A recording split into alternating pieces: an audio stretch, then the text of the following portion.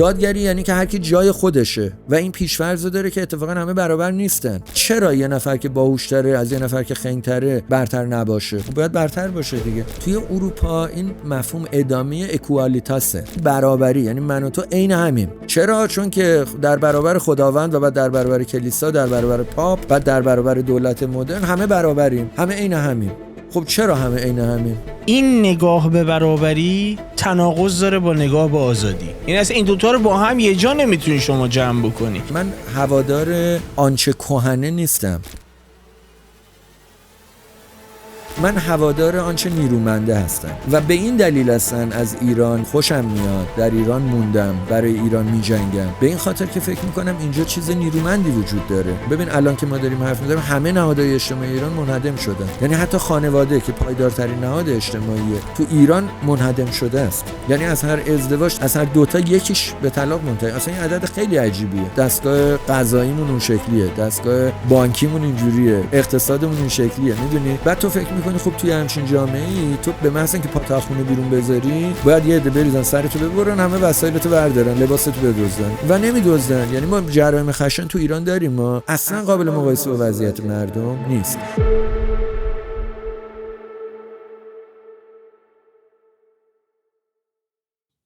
تصور کنید در میانه یک شهر کهن ایستادید.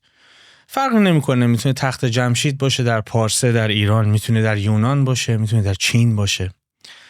احتمالاً اگر دارای تمدن کهنی بوده باشه با برج‌های بلند مواجه میشید، با دیوارهایی که پوشیده از سنگ نوشته هستن، کوچه‌هایی که در هر گوشش داستان‌هایی به قدمت تاریخ پنهانن. این شهری که دارم راجع به صحبت میکنم و شما دارید گذشتش رو نگاه میکنید، شهریه که توش احتمالاً کاهنان از سرنوشت سخن میگفتن، شاعران برای اسطوره‌ها میسرودند یا فیلسوفان در جستجوی حقیقت بودن. ولی نگاهتون رو از گذشته این شهر که جدا میکنید و به اکنونش نگاه میکنید، اتفاق جالب میفته. یک نیرویی که میتونم حتی بگم کماکان ناشناخته است در این شهر در حال رشده. نیرویی که از جنس گوشت و پوست و خون و استخوان نیست، از جنس داده و محاسبه است. نامش هوش مصنوعی است. زیاد میشنوید اسمش رو. در گذشته قدرت در دستان کسی بود که دانش داشت. در انواع اقسامش. کسانی که میتونستن ستاره ها رو ببینن، حداقل کمی از نجوم میدونستن، از این میتونستن استفاده بکنن، حداقل در قالب خرافه سرنوشتی تعیین بکنن و تعریف بکنن برای جامعه که جذبشون بکنن. سرنوشت رو حتی نشون بدن که ارادهش رو دارن که رقم بزنن. ولی حالا در حال حاضر قدرت در دست الگوریتم هاییه که بیوقفه تحلیل میکنن، داده کسب میکنن، تصمیم میگیرن یا حتی ممکنه آینده رو برامون ترسیم بکنن و روایت برامون بسازن. ولی سوالی که اینجا پیش میاد اینه که آیا ما هنوز کنترل این روایت رو در دست داریم یا اینکه این ماشین ها میتونن روزی برای ما اسطوره بسازن همونطور که ما برای خدایانمون ساختیم. دیگه با جمله اون فیلسوف آلمانی به خوبی آشنا هستید که انسان بر حسب نیازش خدا یا خدایان رو ساخته، نه برعکس. بنابراین آیا این روایت هنوز کماکان در دست ما هست؟ آیا ممکنه آیندگان در کنار نام زئوس و اهورامزدا و مردوک از الگوریتم ها و ماشین هایی صحبت بکنن که در سال 2025 شروع کردند به تغییر مسیر تمدن؟ برای کاوش این پرسش ها مهمان رو دعوت کردم به فیوز که نوع نگاه جذابی داره، شاید ترکیب نادری از یک ذهن تحلیلگر داره و یک روح جستجوگر، چون هم به گذشته نگریسته به خوبی و هم یه نیم نگاهی به آینده داره. شروین وکیلی عزیز، نظریه پرداز، جامعه شناس، تاریخ نگار، اسطوره پژوه ایرانی. سپاسگزارم که دعوت من رو پذیرفتید جان وکیلی عزیز و من دلم میخواد مستقیم برم سر اصل مطلب، اینکه آیا ممکنه این روایتی که به عنوان مونولوگ در ابتدا تعریف کردم ما رو دستخوش تغییر بکنه؟ اینکه هوش مصنوعی در چند سال اخیر از یک مفهوم صرفاً آزمایشگاهی که در دسترس عموم نبوده تبدیل به یک پدیده عمومی شده، چون دیگه تقریبا همه ما دستیار هوش مصنوعی داریم، حالا خواه توی کامپیوترمون خواه توی گوشیامون. دیگه حداقلش اینه که با نرم افزارهای تولید متن و تصویر هوش مصنوعی همه سر و کار پیدا کردیم. ولی به نظر میاد که این تحولات صرفاً جنبه فناورانه ندارن. یعنی میشه پرسش‌های بزرگی رو در برابر ما بذارن در رابطه با هویت و فرهنگمون. به عنوان مثال اگه در گذشته اسطوره‌های کهنی مثل پرومته از آتش به عنوان نماد دانش و قدرت یاد می‌کردن، آیا امروز میشه گفت این هوش مصنوعی همون آتش دیجیتالیه که قرار مسیر تمدن رو درگیر تحول بکنه یا نه؟ درود آرش عزیز، خیلی خوشحالم خدمتت هستم و با درود به تماشاچیانی که برنامه فیوز رو دارن نگاه میکنن. خیلی ممنونم از این طرح پرسش خوبی که کردی و مقدمه‌ای که چیدی. من فکر کنم موضوعی که داریم ازش حرف میزنیم یه موضوع خیلی بنیادیه و خب الان همه خیلی داغه، یعنی همه دارن درباره‌اش صحبت میکنن. ببین اجازه بده دو بخش کنم من این پرسشت رو، شاید این جدا جدا بهتر بتونیم بهش پاسخ بدیم. یه ماجرا تأثیریه که هوش مصنوعی روی پیکربندی جامعه ما میذاره و روی پیکربندی ذهن ما میذاره. یعنی به عنوان مثال آیا ما مفهوم اراده آزاد، مفهوم انتخاب‌های شخصی، مفهوم زندگی نامه به این شکلی که الان داریم تجربه میکنیم مثلا 50 سال دیگه 20 سال دیگه موقعی که هوش مصنوعی از این حالت آزمایشیش رد بشه و به شکل بالغ و پخته برسه، آیا اینها همین شکلی باقی خواهند موند؟ آیا مفهوم هویت شخصی ما و هویت جمعیمون تغییرات بنیادی خواهد کرد یا نه؟ و این یه پرسش مهمه. یه پرسش دیگه در کنارش اینه که با فرض این که چنین تغییراتی رخ بده که فکر میکنم آشکاره که رخ خواهد داد، آیا نظام باورهای ما، شیوه رمزگذاری زیست جهان ما، اون موجوداتی که ما به عنوان موجودات استعلایی تجربه میکنیم یا باور داریم بهش، یا اون موجوداتی که روایت‌های کلان ما رو میسازن که خیلی هاشو باور حالا متافیزیکی ممکنه بهش نداشته باشیم ولی کاربرد داره دیگه، پهلوانان، روایت‌های اساطیری، چیزایی که آدما دست جمعی میدونن به عنوان روایت و به همین خاطر به هم دیگه متصلشون میکنه و هویت جمعی براشون میسازه. این که هوش مصنوعی تو این دومی چه تأثیری داره تا یه حدودی برمیگرده به این که تکلیفمون رو با اولی روشن کنیم. یعنی فکر میکنم یه پرسش مقدماتی که باید طرح کنیم اینه که این هوش مصنوعی ما رو داره به کجا میبره و چقدر جدیه. چون همونطور که میدونی بعضی هم هستن معتقدن که این هوش مصنوعی حالا انقدرم چیز جدی نیست، یعنی ادامه همون فرایندیه که خب رایانه ها ابزارهای پردازشی ان اومدن و با توان پردازشی بالاتر و بالاتر حالا یه نتیجه‌ای هم که دادن به ما هوش مصنوعیه. یه عده اینطوری فکر میکنن، یعنی معتقدن ارتباط هوش مصنوعی با ساختارهای قبلی پردازش اطلاعات الکترونیکی مثلا خود رایانه، مثل اینترنت، مثل موتورهای جستجو یه رابطه کمیه، رابطه کیفی نیست، یک گسستی، یک پرشی یه دفعه انجام نشده. بعضی هم معتقدن نخیر، یه گسستی رخ داده، جهشی انجام شده و کیفیت داستان فرق کرده. من جزو اونایی هم که به دومی باور دارم، یعنی فکر میکنم ما با یه تحول کیفی رو هستیم. البته گمانم اینه که پردازش اطلاعات وقتی الکترونیکی شد و این اتفاق بعد جنگ جهانی دوم در واقع شروع شد، این فرایند از اونجا شروع شده و این مربوط به الان نیست. یعنی به عبارت دیگه هوش مصنوعی رو یه حلقه‌ای توی زنجیره یه مقدار طولانی تر میبینم. اینو خیلی سریع و خلاصه نظرم بگم درباره‌اش که به اون پرسش دوم که پرسش کلیدیمونه برسیم. ببین من فکر میکنم حالا پژوهش‌های زیادی انجام شده در این مورد، چکیدش این که گمان میکنم که سیستم های تمدنی، نظام های اجتماعی انسانی که کلان مرتبه ترینش میشه تمدن‌ها. و حالا یه نظریه تمدنی من دارم یه جوری فکر میکنم درباره تمدن‌ها که حالا نوشتمش، یه کتابی هست به اسم ایران تمدن راه‌ها، اونجا مفصل رو این صحبت کردم که جنبندیش این که کلا توی تاریخ ما 6 تا تمدن بیشتر نداریم و از این 6 تا تمدن 3 تاش منقرض شده تا الان، 3 تاش باقی مونده. یعنی ایران، اروپا و چین باقی مونده و ایران اولین تمدنه به لحاظ تاریخی. حالا سیر این برای چی مهمه؟ برای اینکه ما یه واحدی داریم، یه واحد طبیعی داریم که اگر بخوایم پیچیدگی نظام اجتماعی رو تحلیل کنیم باید به این واحد تمدن نگاه کنیم. بنابراین ما یه واحد طبیعی داریم برای اینکه حجم پردازش اطلاعات و الگوی پردازش اطلاعات جوامع انسانی رو اگه بخوایم تحلیل کنیم، اون واحد طبیعی به نظر من تمدنه. حالا پژوهش‌هایی انجام شده که روی واحدهای فرهنگی کوچکتر، من به گمانم باید روی واحد تمدن این کار رو انجام داد. پژوهش‌هایی که نشون میده که ابزارهای جدید پردازش اطلاعات به تغییر ساختار اون نظام اجتماعی منتهی میشن.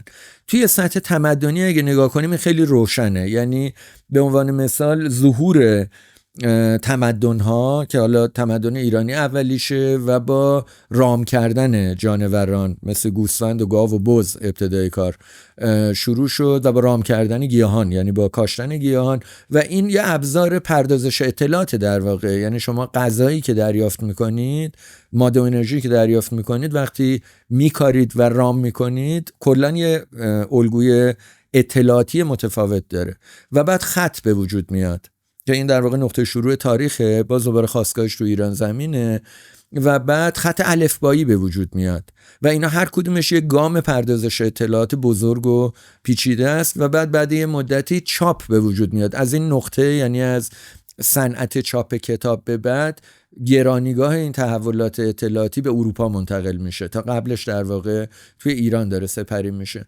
و چاپ شما دارید و بعد پردازش الکترونیکی اطلاعات دارید. بنابراین اون چیزی که ما به عنوان هوش مصنوعی الان میبینیم ادامه یکی از این موج‌هایی که پردازش اطلاعات رو حجمش و پیچیدگیش رو افزون کردن. حالا میگم خیلی بحث وجود داره در این مورد که مثلا چه میدونم تو قاره آمریکا چرا این جوامعشون انقدر ساده بوده. یه دلیلش اینه که خب اسب و گوسفند و گاو نداشتن، یعنی پردازش اطلاعاتی که به عضلات جانور قرار محول بشه رخ نداده، بنابراین جانور بارکش ندارن، بنابراین تجارت ندارن، بنابراین پول اونجا به وجود نمیاد، بنابراین کالا پردازش نمادین عددی پیدا نمیکنه، ریاضیات یه مدل دیگری میشه و اصلا پردازش اطلاعات مثلا بین جامعه آزتک و مایا کلا ابتدایی تره و یه شکل دیگری داره. این اتفاقی که بنابراین الان ما داریم میبینیم یکی از این قله ها، یکی از این موج هاست و توجه کنیم که از نقطه شروعش بیش و کم 50 سال داره میگذره. این خیلی جدیده این ماجرا. ببین اینترنت تقریبا همسن منه، یعنی سال 1972 بود که اون آرپانت رو شکل گرفت و ما اولین شکل 200 خورده 250 تا کامپیوتر به هم دیگه وصل شدن، اولین اینترنت شکل گرفت. که این اینترنت خب خیلی مهمه چون پردازش اطلاعات الکترونیکی رو هم افزا میکنه دیگه، چند تا رایانه با هم پردازش میکنن. و موقعی که شبکه جهانی وب یعنی www به وجود اومد، خیلی هم میگفتن این شبیه ناخودآگاهه چون همه اطلاعاتو میریزن اون تو، ولی خود اون اطلاعاتی که داره پردازش میشه خود مختاری نداره، یعنی فقط اطلاعات اونجا هست، مثل حافظه میمونه، مثل ناخودآگاه انسانی میمونه و میشه رفت از اونجا برداشت کرد. موقعی که ما هوش مصنوعی داریم و ببین هوش مصنوعی اتفاق خیلی مهمیه در این میان، چون به نظر میاد اون اطلاعاتی که اونجا داریم انگار داره خودآگاه میشه به بیانی، یعنی به شکل خود ارجاع داره خودش رو پردازش میکنه. من یه عدد فقط همینطوری بگم برای اینکه شکلش رو ببینیم. ببین ما تا قبل 2010، از 2010 به بعد ایده یادگیری عمیق دیپ لرنینگ رایج شد و عملیاتی شد. تا قبلش ما حدوداً توان پردازشیمون، افزایش توان پردازشی رایانه‌ایمون حدوداً 23 ماه 24 ماه یه بار، یعنی حدوداً 2 سال یه بار 2 برابر میشد. از 2010 به بعد یه دفعه این عدد اومد رفت رو 5 خورده 5.7 ماه 2 برابر داره میشه و خب این خیلی عدد خیلی شگفت انگیزه. مثلا رسیدن به سینگولاریتی هم داره نزدیک میکنه برامون دی. دقیقاً، یعنی این اتفاقی که داره میفته حالا از اون موقع از 2015 به بعد این دو شاخه شده. یک، خود دیپ لرنینگ خودش تحولاتی رو مستقل داره طی میکنه که خب به همین هوش مصنوعی الان منتهی شده. اون الگوی پردازشی خام اولیه هم همینطوری داره 2 برابر میشه 5-6 ماه یه بار.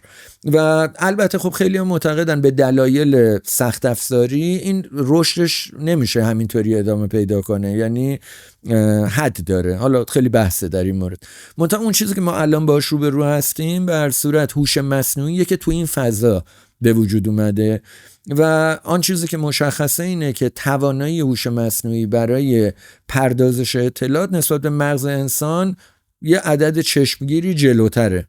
فقط یه باز مقایسه بکنم، ببین مغز آدم هر مسئله ریاضی رو، یا آدمی که ریاضی دانه یعنی خوب مغزش ورزیده است در این مورد، یه مسئله ریاضی رو، مسئله با یه سری ویژگی ها رو، یه مسئله عادی ریاضی رو توی هر 5 دقیقه یه مسئله میتونه حل کنه. هوش مصنوعی الان توی هر دقیقه حدود 20 تا مسئله میتونه حل کنه ریاضی و خب این عدد چشمگیریه. بعد ببین یه چیزی ما داریم، یک محدودیتی آدمیزاد داره و اونم خودآگاهیه. خودآگاهی اصلا یه محدودیته توی این پردازش، چون ما رفتارمون یه بخشش با خودآگاهیمون تنظیم میشه. هوش مصنوعی محدودیت رو نداره. ببین خودآگاهی منظور اینه که من حافظه آدمیزاد 2.5 پنتابایت تقریبا، یعنی 2.5 میلیون گیگه، خب که خب عدد خیلی بزرگه. منتها از این ما توی هر ثانیه حدود 120 بیت اطلاعاتش رو پنجره توجهمونه، یعنی اونی که داریم رصد میکنیم خیلی کمه، 120 بیت اطلاعاته. از اینم 2 تا 60 بیت، یعنی بین نصفش تا مثلا 1/60 2 تا 60 بیتش رو خودآگاه میشیم، خودمون میفهمیم داریم چی کار میکنیم. خب ببین این پنجره کوچیکه رو نداره هوش مصنوعی، یعنی هوش مصنوعی کلش رو داره پردازش میکنه و به جواب میرسه. اینجا به نظر میاد خودآگاهی محدودیته، چون ما رفتار میخوایم بکنیم باید پنجره توجهمون محدود باشه که انتخاب کنیم دیگه. هوش مصنوعی همچین مسئله‌ای نداره، ورودی و خروجی هر دو از جنس اطلاعاتن. اینا که دارم میگم به این معنیه که گمان من اینه که شاید حتی اگر این رشد 2 برابر شدن توان پردازشی محدودیت هم داشته باشه، به لحاظ کارکردی هوش مصنوعی خیلی سریعتر از اونی که ما فکر میکنیم توسعه پیدا خواهد کرد و من فکر میکنم چیزای شگفت انگیز جالبی ببینیم به زودی ازش. کما اینکه تو زمینه خلق هنر خب دیدیم ازش، اصلا هیچ کدوم ما انتظار نداشتیم که هوش مصنوعی مثلا موزیک درست، من خودم موزیک دارم درست میکنم با هوش مصنوعی، رو هم دیدی یعنی با سونو. آره سونو و عالیه، یعنی من شعر میگم با سونو موزیک درست میکنم، حالا رو فضای مجازی اینا هست و خب اصلا قابل تصور نبود تا 10 سال پیش که موزیک نو این شکلی درست کنه و اینقدر تنظیم و اینقدر خوب و فکر میکنم از این شگفتی ها در راه باشه همچنان.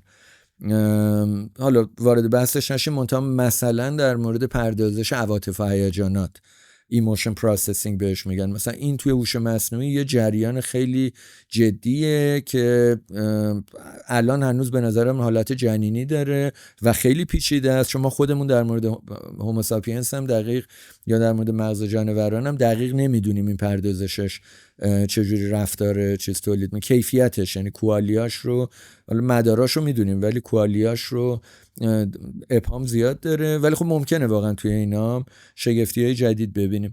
این حالا جنبندی سخن این که من فکر میکنم، من در واقع تا اینجای کار میخواستم موضعم رو روشن کنم. من جز اونم که فکر میکنم ما یه تغییر کیفی داریم میبینیم. این تغییر کیفی یه فرایند حدود 50-60 ساله است که شروع شده، ما الان توی نقطه‌ای هستیم اونجا این وسطا. این تغییر به نظر من با یه شیبی ادامه پیدا میکنه. به لحاظ سخت افزاری شواهدی هست که حد داره، ولی به لحاظ کیفی ممکنه این ادامه، چون پردازش اطلاعات دیگه، کیفیت از پردازش میاد. توی این فضا حالا میشه سراغ سوال دوم رفت. منتها من پرحرفی کردم، تو بگو الان. نه اختیار دارید، اگر میتونید برسید به اون نقطه. البته دریافت من از شما اینه که شما AI رو عامل آیندهش رو یک عامل مستقل میدونید، یعنی تصور من اینه که فکر میکنید به اون نقطه میرسه، درسته؟ عامل مستقل منظور چیه؟ یعنی اینکه صرفاً مثل آینه عمل نمیکنه که داده های ما رو بازتاب بده در زمینه، چون دو دستن دیگه. آره. یه سری معتقدن یک موجودیتی میشه که خودش میتونه تصمیم گیری بکنه، نقش تو جامعه ایفا بکنه. مخالفانش هم بر این باورن که مثل آینه صرفاً از ما داده میگیره و بازتابش میده، که خب خیلی به نظر میاد خوشبینانه بهش نگاه میکنن، چون همین الان در لحظه اکنون داره نمودهاشو میبینیم که به نظر میرسه که این زمین سفتیه. فکر میکنم به نظر میاد که به خودآگاهی خواهد رسید، نه اون قدری که ما تصور میکنین دور. و خب اگر جزو این دسته باشین، بنابراین سوال من اینه که در آینده از نظر شما میشه به عنوان که عامل اجتماعی تعریفش کرد؟ ببین میدونی ماجرا چیه؟ ماجرا همینه. ماجرا اینه که ما توی هوش مصنوعی انتظار ظهور چی رو داریم؟ میدونی؟ ببین یه نگرش همونه که گفتی، مدل اینه که این یه ابزاره، یه همیشه قرار دستیار بمونه. آره قرار دستیار بمونه، آدم بهش میگه چی کار کنه اونم اون کار رو انجام میده. من فکر کنم اینطوری یه مقدار خوشبینانه است. اینطوری نیست و همه فناوری‌ها اینطوری بودن. یعنی قضیه این نیستش که این الان یه چیز ویژه‌ایه و همه فناوری‌ها اون کسی که کارگری که باش کار میکنه رو تغییر میدادن و دادن. یعنی ما که الان نشستیم داریم با هم گپ میزنیم، ما مدل پردازش عصبیمون، مدل نگاه کردنمون متأثر از نویسایی. یعنی موقعی که نویسایی پیدا شد، موقعی که خط الفبایی بعدش به وجود اومد، مدل فکر کردن ما تغییر کرد. میدونی؟ ببین اصلا شما هیچ میمونی رو نمیتونین پیدا کنین که به مدت طولانی بتونه یه سری نقاط سیاه روی صفحه سفید همینطوری دنبال کنه. خب اصلا خارج از کارکرد عادی دستگاه بینایی ماست، ولی ما هممون کتاب میخونیم برای ساعتها و عادت کردیم به این و ادامهش اینه که من الان میتونم به یه سری نقاط روی یه صفحه نگاه کنم و آرش رو ببینم، با هم دیگه گپ میزنیم، تو هم داری همین کارو میکنی. البته میمونام توانایی اینو دارن، میدونی؟ یعنی به میمونم مثلا یه دونه گوشی میدی متوجه میشه که آها یه فیلمی رو داره میبینه اونجا. منتها میمونه ببین دامنه توجهش کوتاهه، یه چیز جالبه که حالا مثلا با مزه است خود بازی میکنه باش، ولی اینکه مثلا یه نفر بشین 400 کتاب بخونه یا یه نفر بتونه به یه صفحه‌ای مثلا نگاه کنه، با دوستش حرف بزنه، دوستش اصلا توی کشور دیگه کیلومترها هزاران کیلومتر اونورتره، این یه چیز عجیبیه. این ادامه تغییریه که ما در امتداد نویسایی کردیم. همونطور که نویسایی، همونطور که به عنوان مثال فناوری های دیگه ما رو، بدنمون و مدل اندیشیدنمون و شکل پردازشمون رو تغییر داده، در مورد هوش مصنوعی هم به نظر من بدیهیه که چنین اتفاقی خواهد افتاد و حالا مسئله اینه که خود اون هوش مصنوعی، این نکته‌ای که گفتی، خود اون هوش مصنوعی چه شکلی خواهد شد. آره ببین بنابراین پرسشی که داریم اینه، این پرسش که آیا او ما رو تغییر خواهد داد، آره یه فناوری جدیده دیگه. کما اینکه خب شبکه‌های اجتماعی همین الان تغییر داده دیگه. یعنی ما سرمون تو گوشیه، داریم نوع ارتباطمون با دیگری هم مجرای گوشی شده و این خیلی سریع رخ داده. تا 20 سال این اتفاق افتاده. او ما رو تغییر خواهد داد. منتها سوال اینه که خود او ماهیتش چیه؟ هوش مصنوعی.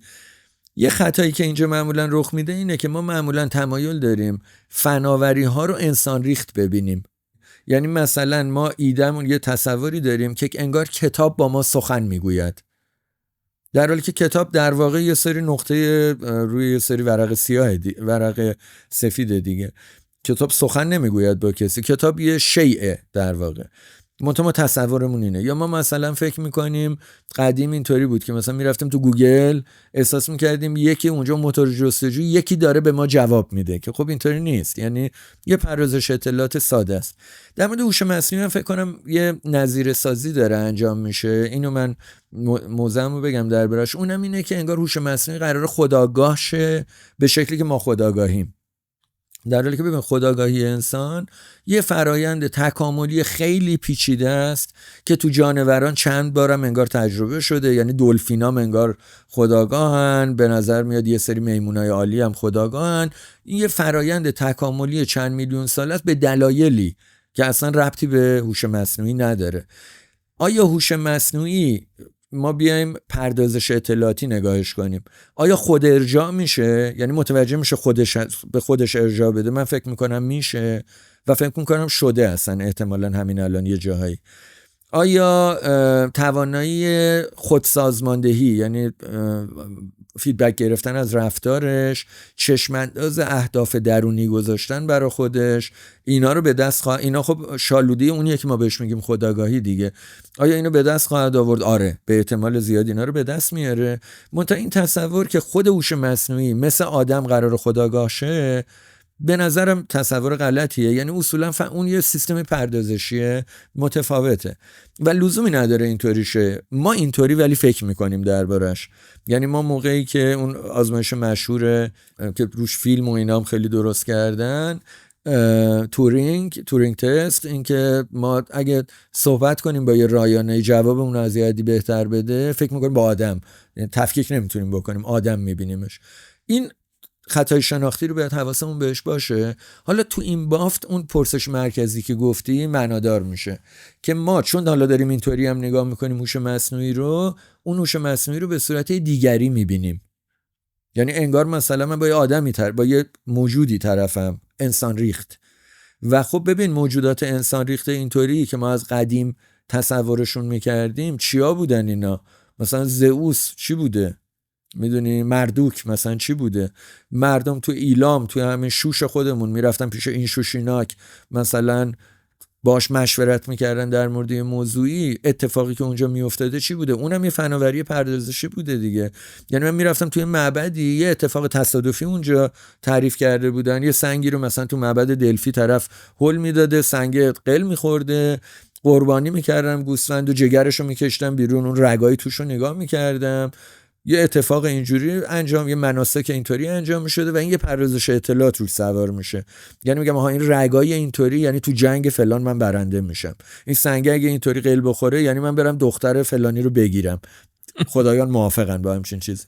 مطابق پردازش اطلاعات رو ما روی یک رخداد تصادفی سوار میکردیم، منسوبش میکردیم به یه موجود انسان ریخت، میشه این شوشیناک.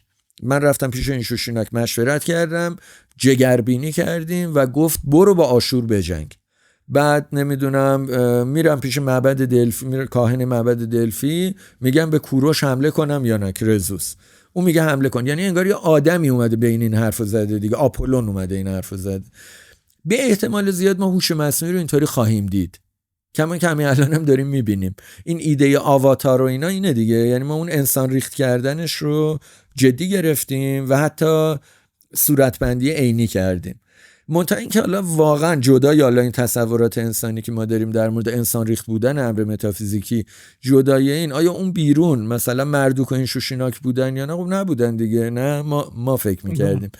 بنابراین این پرسش که کردی، جوابی که به نظرم میرسه بگم حالا ادامه بدیم بحثو، به نظرم اینطوری میاد که آیا ما صورتبندی‌های اساطیری از هوش مصنوعی خواهیم داشت توی جوامعمون؟ من فکر کنم خواهیم داشت. اینکه اینا واقعا واقعیه این صورتبندی‌ها، به نظرم نه نیست. یعنی اساطیر شیوهیه که ما دنیا رو مفهوم میکنیم برای خودمون، نه شیوهی که واقعا دنیا هست اون بیرون. اون شیوهی که هست میشه فیزیک، میدونی. منتها ما با فیزیک خیلی معنادار نمیتونیم بکنیم دنیا رو. با قواعد نیوتن نمیتونی زندگی تو معنی دار کنی. منتها مثلا با چه میدونم صفر پیدایش میتونی. خب حالا اگه یه جور آدم خاصی باشی با صفر پیدایش میتونی، یا با روایت دیگه، یا آدم دیگری باشی با شاهنامه میتونی، آدم دیگری باشی با حافظ میتونی. میدونی هوش مصنوعی به نظرم چنین تأثیر این شکلی خواهد گذاشت. نموداشه که توی محصولات سمعی و بصری سالیان درازی داریم میبینیم دیگه. تو بلید رانر دیدیم، تو هیر دیدیم، حالا ممکنه توی ساید خیر بیسته یا ساید سمت و سوی شر بیسته. ولی یه چیزی، یه مفهومی که معمولاً یکی از کلیدواژه‌های مهم توی نظریه‌های مدرن اجتماعی شتابه. چون در گذشته این تحولات فرهنگی و تمدنی تو بازه‌های خیلی طولانی اتفاق می‌افتاد. امروز الان هوش مصنوعی میتونه فرایند تولید دانش و تصمیم گیری، حتی صحبت کردید خلق اثر هنری رو امروز صدها برابر، در آینده نچندان دور هزاران برابر میتونه تندتر بکنه. نه تنها در فناوری، در شیوه های زندگی، ارزش ها و حتی تصورات ما از آینده میتونه تاثیر بذاره. من برای اینکه برای مخاطب مثال بهتری بزنم، ممکن در دسترسش نبوده باشه، در دوران چاپ انتشار دانش به زمان نیاز داشت. کتاب ها آروم آروم افکار مردم رو شکل میدادن، ولی الان هوش مصنوعی در چند ثانیه مقاله می نویسه، اثر هنری خلق میکنه، استدلال‌های بسیار پیچیده میکنه، ارائه میده. در استدلال‌هایی رو الان خیلی در کسری از ثانیه ارائه میده که در دهه‌های گذشته نیازمند سالها پژوهش بود. وقتی ریتم تحولات انقدر سریع میشه جناب وکیلی، الگوهای سنتی و اسطوره‌ای زیر فشار قرار نمیگیرن. اینکه ما به سرعت باید مجبور بشیم که اسطوره‌های جدیدی برای خودمون درست بکنیم، هم ارز این عصر پرشتاب. سوال اینه که این تحولات سریع ذهن جمعی رو دچار نوعی سردرگمی شناختی نمی‌کنه؟ خیلی سوال خوبیه و خیلی پاسخ دادن بهش مشکله آرش، میدونی؟ یعنی خب ببین، همیشه من جامعه شناسم، همیشه از جامعه شناسا سوال میکنن که خب بعدن چی میشه، میدونی؟ من در ضمن جانور شناسم هستم. تو جانور شناسی خیلی راحته، یعنی مثلا من فیزیولوژی اعصاب خوندم، خیلی راحته. یعنی مثلا من میگم بعدن چی میشه، من میگم بعدن از الان، مثلا قلب من بعدن چی میشه، قلب تو از الان تا فردا صبح چه میدونم 70 بار حدوداً 70 تا 75 بار در دقیقه میتپه به طور میانگین. راحته جوابش. دقیقه 13 بار نفس میکشی تقریبا میانگین، راحته. منتها اینکه فردا مثلا چه اتفاقی خواهد افتاد، زلنسکی و ترامپ فردا چی کار میکنن؟ اون کلیپ رو نمیدونم دیدی یا نه که با هوش مصنوعی هم درست کرده بودن که میگفت یکی از صحنه‌های بدیل برای اتفاقی که توی دفتر بیضی کاخ سفید افتاد که ترامپ و زلنسکی داشتن با همدیگه گلاویز شده بودن، همدیگه رو کتک میزدن. خب ببین، این یکی از تصاویر بدیلیه که خیلی وقتا ما وقتی همچین اتفاقی میفته تو ذهنمون داریم دیگه. بعد شما تو هوش مصنوعی میبینی اینو، یعنی هوش مصنوعی فیلمشو برای تو درست میکنه، به اون بدیله یه دفعه جلو چشمته. یه نمونه بامزه است از این که پیش بینی توی جامعه شناسی با هوش مصنوعی هم ممکنه تخیل آمیز بشه به این شکل، چون این بدیلا رو میشه دید. حالا همین که عدم قطعیت تولید میکنه، چون چه بسا همون فیلمو ترامپ و زلنسکی ببینن و توی نشست بعدیشون چون دیدن اینو بیشتر مراقب رفتارشون باشن نسبت به موقعی که مشاورانشون به طور شفاهی دارن بهشون میگن آقا نکنین کارو زشته. میدونی؟ یعنی میخوام بگم هوش مصنوعی یک عدم قطعیتی خودش تولید میکنه که پیش بینی دربارش رو دشوار میکنه. این مقدمه روش شناسی رو برای براءت خودم از این که میخوام پیشگویی کنم گفتم در واقع. ببین، من ولی تصویرم اینه که ما با یه تغییر کیفی روبرو هستیم، همونطور که اولش بحث کردیم. یعنی من فکر نمیکنم، بعضیا فکر میکنن یه مسیر خطی ما داریم میریم و تغییر کیفی نمیکنه جامعه انسانی و ذهن انسانی. من فکر میکنم میکنه و این فناوری هایی که متصل به این که حالا نورولینک و اینام هست دیگه، یعنی چیزای دیگه، ایده سایبورگ و اینام کنارش هست. اینا الان علمی تخیلی هنوز، ولی یه آدم مثل ایلان ماسک که انگار از همین رمانای علمی تخیلی هم در اومده میاد پیله میکنه نه آقا بیا اینو درست کنیم. و من مطمئنم که کشورهای فراوانی هستن، نمونهش چینه که اون دغدغه‌های حالا چیزم افکار عمومیشون اون شفافیت هم نداره، آزمایش میتونن رو آدم بکنن، خب نتیجه میگیرن. خیلی دور نیست همچین تصوری. چیزی که به نظر من تغییر خواهد کرد، یعنی حالا پیش بینی من اینه، من فکر میکنم ببین ما این نکته رو قبلش بگم، ما یه چرخ دنده زمانی نسلی داریم، اینو توجه کنیم بهش. یعنی آدمیزاد اینجوریه که اونطوری که پرورش پیدا میکنه بزرگ میشه، از یه سنی به بعد خیلی دیگه تغییر نمیکنه. بله. و بنابراین تغییرهای چشمگیر تو نسل بعد رخ میده. یعنی این بچه‌هایی رو پرورش میده، خودش اونقدر تغییر نکرده ولی بچه‌ها تو اون فضای جدید تغییر میکنه. بنابراین میخوام بگم این تیک تاک چرخنده اجتماع تغییراتی که میکنه یک زیرساخت نسلی داره. اینو ما مثلا تو ایران خیلی خوب میبینیم. خود منها هم ممکنه تغییر کنن، باز دوباره اینو تو ایران خیلی خوب میبینیم. یعنی ایران هم به لحاظ شتاب تغییراتی که نسل‌ها دارن میکنن، هم به لحاظ شتاب تغییراتی که یه دونه آدم تو کل عمرش داره میکنه. خیلی مورد ویژه‌ایه، یعنی به نظرم خیلی هم امید بخشه. یعنی شما مثلا نگاه کنید به آدمایی که همین الان من 50 سالمه، حدود 51 سالمه بودن، توی 51 سالگی یه آدمی که مثلا نیم قرنشه مثل من، هم نسلای خودمون رو نگاه کنین و ببینین که اینا ما مثلا تو 50 سال آدما چقدر تغییر کردن، به چه چیزایی باور داشتن، بعد اون فرو ریخته یه چیز دیگه باور داره، اون دوباره بعضی وقتا فرو ریخته به چیز سومی باور داره و این خیلی جالبه دیگه تو یه دونه آدم. و بعد نگاه کنیم به نسلا، یعنی هر 10 سال یه بار مثلا 50 60 70 نگاه کنیم به این و ببینیم اینا چقدر با هم دیگه متفاوتن و این ضرب آهنگ اون تغییریه که داری میگی. این تغییرات بخش عمده ایش به نظر من روی شاخ همین موج پردازش اطلاعات الکترونیکی بوده و به همین خاطر هوش مصنوعی رو من گل هندونه‌ای میدونم وسط یه هندونه بزرگتر که پردازش اطلاعات الکترونیکیه. برای این دارم روش تاکید میکنم. یعنی وقتی رایانه اومد یه تغییر کیفی رخ داد از اون موقع و بعد اینترنت اومد و بعد شبکه‌های اجتماعی اومد، اینا تغییرات خیلی جدیه و حالا هوش مصنوعی اومده. یعنی اینا یه جریانن، یه فرآیند ما داریم نگاه میکنیم. توی این چارچوب حالا از اینجا به بعد چه پیش بینی میشه کرد؟ من 3 تا نکته به نظرم میرسه که رخ خواهد داد.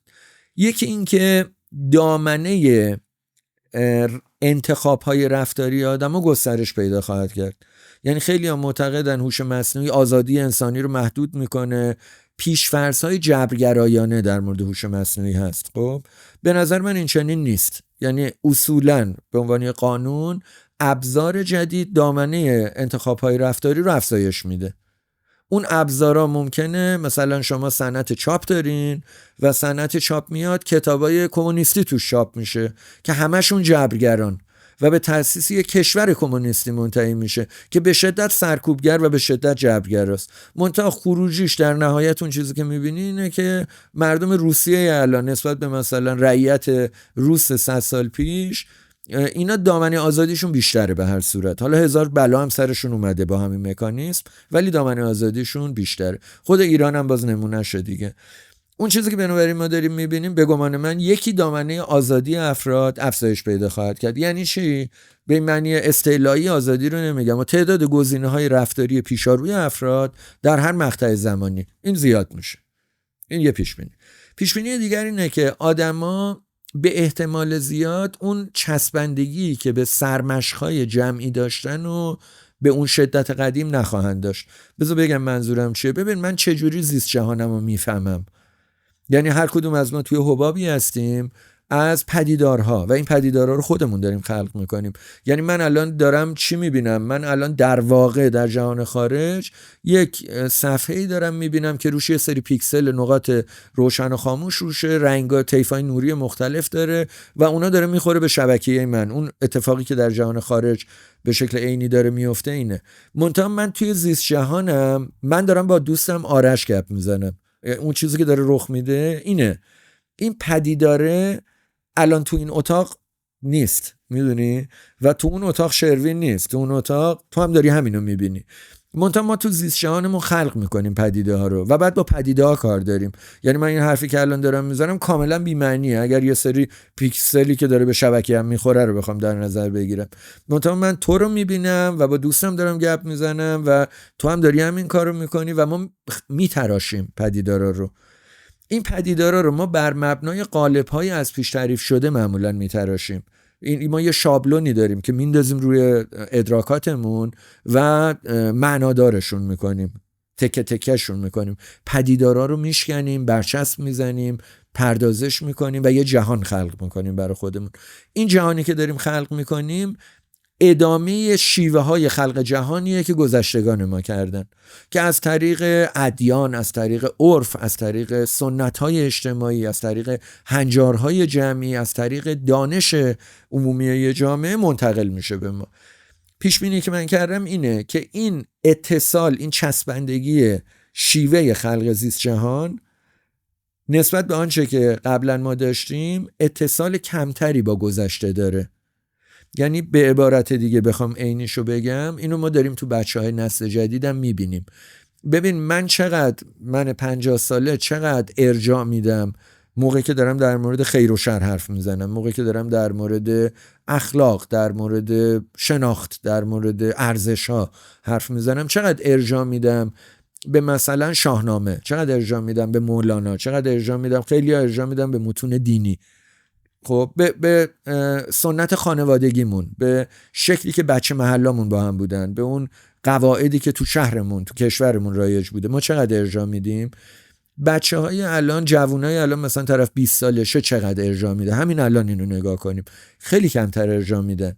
به عبارت دیگه ارجاع به یک گذشته مشترک مشخص کم میشه، اما در کنارش اون آزادی که گفتم اینه، دامنی ارجاع زیاد میشه. یعنی مثلا من ارجاع میدادم موقعی که در مورد مثلا چه میدونم مفهوم زیبایی داشتم فکر میکردم، به نگارگری و هنرهای دوران کلاسیک و نمیدونم میکلانژ و اینا داشتم ارجاع میدادم. حالا طرف علاوه بر اینا که دیگه اینا رو حالا خیلی دیگه براش اهمیتی نداره، مثلا چه میدونم به اون هنرپیشه‌های هالیوودی و به نمیدونم سلبریتی ها و به لیدی گاگا هم داره ارجاع میده این وسط و دامنش بنابراین گسترده شده. دومین نکته بنابراین اینه که زیست جهان آدما پیش بینی مینه، زیست جهان آدما افتراق پیدا کن، جدا شه یه مقدار از هم دیگه. این جدایی لزوما به معنای این نیست که ما جهان هامون برای هم دیگه نامفهوم میشه، منتها به این معنیه که ما جهان هامون سلیقه‌ای تر میشه. ببین مثلا من با تو روبرو میشم به عنوان آدمی که مثلا من 53 تا 60 رفتی تصویری دارم از اینکه تو چه جوری فکر میکنی، تو چه فضایی بودی، چیا رو قبول داری، چیا برات مهمن، یه سری تجربیات تاریخی احتمالاً مشترک داشتیم. منتها ببین موقعی که من مثلا حالا 2 نفر با هم دیگه روبرو میشن، هر کدوم 15 سالشون 20 سالشونه و علاوه بر اینکه این تجربیاتشون زمانش کوتاهه، یعنی حجمش کمتره، اصلا دامنش هم یه متفاوته و بنابراین ناگزیر من با تو که صحبت میکنم راحتی ما با هم یه پیش‌فرضایی داریم و توی اون ریل حرکت میکنیم. چه بسا اگر ما 20 سالمون بود الان تو این شرایط باید یه مقدار بیشتر با هم گپ میزدیم که دستمون بیاد دیگری تو چه زیست جهانی داره زندگی میکنه. این رواداری میطلبه، یعنی اونی که روادار نباشه نمیتونه اصلا ارتباط برقرار کنه با دیگران. از این نظر خیلی خوبه به نظرم و البته اختشاش هم یه مقدار تولید میکنه، یعنی یه جایی من ممکنه سوء تفاهم برام رخ بده، نفهمم دیگری چی میگه، یکی توی زیست جهانیه که خیلی یک کس به نظرش با دیگران اشتراک نداره. این دومین نکته، دومین پیش بینی. سومین پیش بینی اینه که خیلی نگران این دوتای اولن، یعنی میگن خب هرج و مرج میشه دیگه، آدما خیلی دامنه آزادیشون زیاده، هرج و مرج میشه و خب زیست جهاناشون هم که افتراق پیدا میکنه، پس دیگه واویلاست. سومین پیش بینی من اینه که خوشبینانه هستیم دارین. سومی گمان من اینه که این به آشوب منتهی نشه، بلکه یک نظم جدید از توش بیرون بیاد. چرا اینو میگم؟ به خاطر اینکه ما هممون موجوداتی هستیم که سیستم های تکاملی هستیم که متغیرهای مشترکی رو میخوایم بهینه کنیم. یعنی چی؟ یعنی همه ما لذت میخوایم. خب حالا من تو هر زیست جهانی باشم میخوام لذت ببرم دیگه. همه ما تو سازمانی، تو شرکتی، توی نهاد اجتماعی که هستیم اون متغیرش قدرته.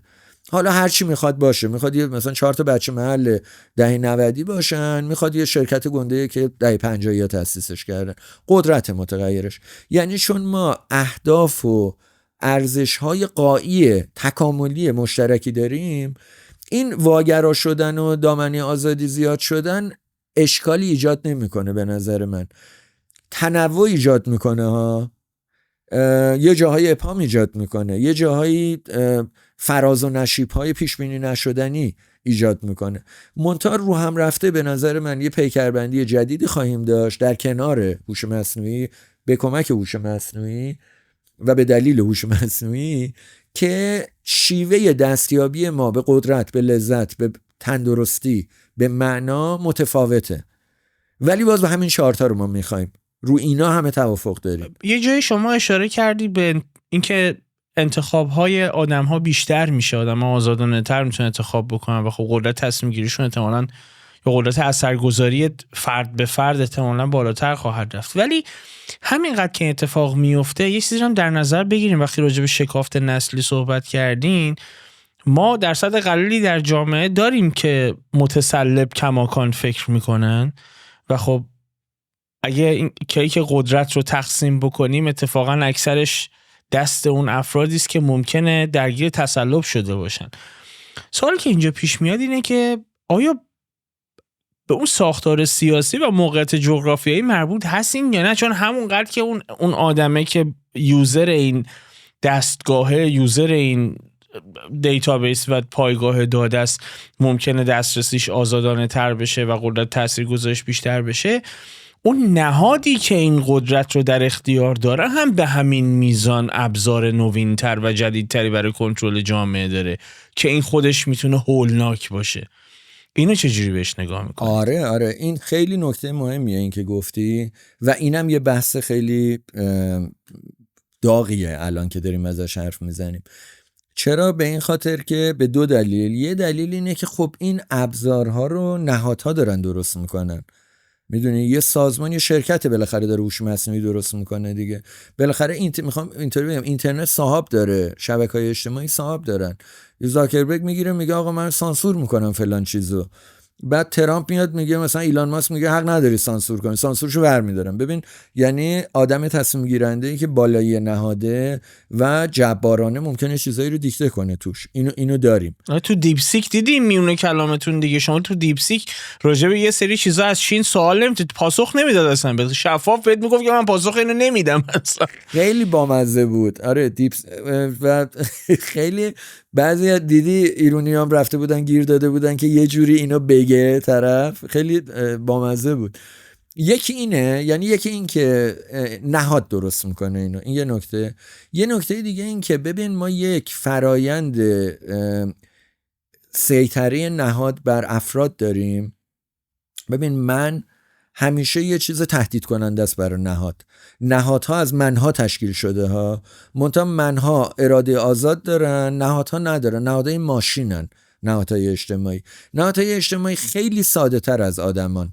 یعنی هر یه دونه عنصری که شما، هر یه دونه منی که توی نهاد اجتماعی دارین، من فقط برای اینکه یه تصویر پردازش اطلاعاتی پیدا کنیم، ببین هر آدم مغزی داره. ما موقعی که از من حرف میزنیم یعنی مغزمون دیگه، نه اون پردازش اطلاعات مغزمون که 100 میلیارد نورونه و به طور متوسط هر کدومش 10,000 اتصال داره.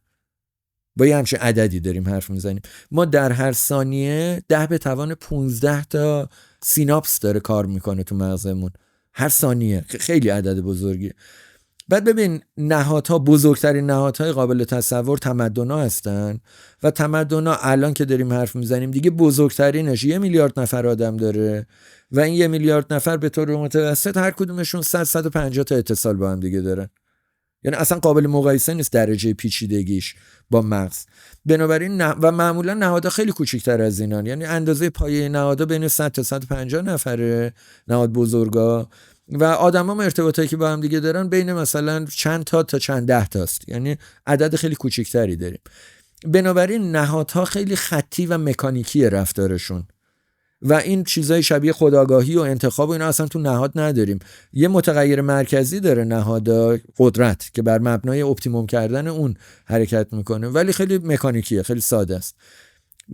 بنابراین منها دارن این نهادو میسازن، هر لحظه ممکنه هر کاری بکنن، اراده آزاد دارن، پیچیده ترن به شکل وخیمی و بنابراین نهادها همیشه دنبال راههایی میگردن برای کنترل کردن منها. یعنی اصلا قدرت نهاد یکی از تبلوراش اینه که چجوری این منها رو رام کنه، منها رو پیش بینی پذیر کنه، چرخدنده‌ای بکنه در درون خودش، از اون حالت سیال متغیر بیرون بکشتشون و هیچ وقت نمیتونه این کارو بکنه، ولی تلاشش همیشه اینه. هوش مصنوعی یه کاری که میکنه اینه که به همون ترتیبی که در منها دامنه رفتار رو گسترش میده، زیست جهان رو پراکنده میکنه، در کنار این توی نهادها هم کاربرد داره دیگه. نمونه بارزش این نرم افزار این هوش مصنوعیه که توی چند تا کشور به کار گرفته شده، تو آمریکا اختراع شد ولی هم تو آمریکا هم تو کانادا به کار گرفته شده که احتمال وقوع جرم رو پیش بینی میکنه. اونو شنیدی احتمالاً 2018 یا 19 بود فکر کنم این اومد و خب الان 4-5 سال نتیجهش داده و خیلی تکان دهنده است. یعنی بر مبنای عجیبه واقعا خیلی تکان دهنده بود. یعنی این نرخ جنایتی که پایین اومده رو دارم میگم، یعنی پیش بینیاش خیلی دقیق و درست بود. تازه اون بر مبنای چیه؟ بر مبنای مجرمانیه که قبلا آزاد شدن، یعنی کسایی که پرونده دارن قبلا یه جرمی مرتکب شدن، حالا هر چیز زندانی شدن یا محکوم شدن، اینا کجان الان و چقدر احتمال داره اینا که الان اینجان وضعیتشون اینجوری، البته اطلاعات ریز بهش میدن، چقدر احتمال داره الان تو فلان کوچه یکی در حال کلاهبرداری باشه، یکی در حال قتل باشه و خب پس بنابراین پلیس بره اونجا بره ببینه اونجا چه خبره و خب پایین اومده این. و این خیلی شبیه اون فیلم چیز دیگه تام کروز ماینورتی ریپورت، گزارش اقلیت، همین بود ایدهش دیگه. و خب اون موقع ما این فیلم رو میدیدیم خیلی تخیلی بود ولی بنابراین کنترل میتونه بکنه یه چیزایی رو. منتها ببین سوالی که ما داریم اینه که توانایی کنترل نهاد که گفتیم اون داره هوش مصنوعی رو سرمایه گذاری میکنه، این چقدر بست پیدا میکنه، با چه سرعتی، چه جوری داره بست پیدا میکنه، دامنه آزادی اون منه اون پایین چقدر داره بست پیدا میکنه. یعنی سوالمون در مورد تناسب این دوتا با هم دیگه است. تقریبا به نظر من روشنه که از همین الان داره رخ میده. شما توی فیسبوک یا خیلی از جاهای دیگه، تو حتی گوگل هم میگن اینطوره تا حدودی، شما یه چیزی رو سرچ میکنید این خود به خود یه هوش مصنوعی است. تو فیسبوک داری میای پایین، تصاویری که داری میبینی رونایی که کلیک میکنی تصویر بعدی رو تعیین میکنه، ریل تایم این کارو علاقه میکنه داره. آره ریل تایم میگه ها این علاقه داره به این موضوع، تصویر بعدی که براش میارم تو اون ژانر، تو اون بحثه. بنابراین این داره همین الان هم رخ میده. منتها این چقدر کنترل میتونه بکنه منها رو، تا یه حدودی میتونه بکنه. ولی من پیش بینی خودم رو بگم، همیشه من پیچیده تر از نهاده با این مقیاسی که گفتم. و این ابزارهای پردازش اطلاعاتی هن. یعنی به پیچیدگی بندن. به عبارت دیگه پیش بینی من اینه که بی تردید نهادهای اجتماعی رصد میکنن آدم‌ها رو، جاسوسی میکنن، پیش بینی میکنن طرف چی میخواد بخره، پولشو ازش بگیریم یا کار فلان ازش بیرون بکشیم. بی تردید این رخ خواهد داد و همین الان هم داره رخ میده. منتها موازی باهاش منها هم آدمام راه بازی رو یاد میگیرن دیگه، اونام دور میزنن این مسیر رو، اونام استفاده میکنن از همچین چیزی. یه نقاطیه که اینا برهم افتادگی داره. یعنی من که الان دارم با حرف میزنم، من خوشحالم از این که فیسبوک حدس میزنه من بعدش چی میخوام، یا تو گوگل مثلا هوش مصنوعی به من چت جی پی تی میگه که فلان. خب کارم راه میفته دیگه، زمانم صرفه جویی میشه، خوبه.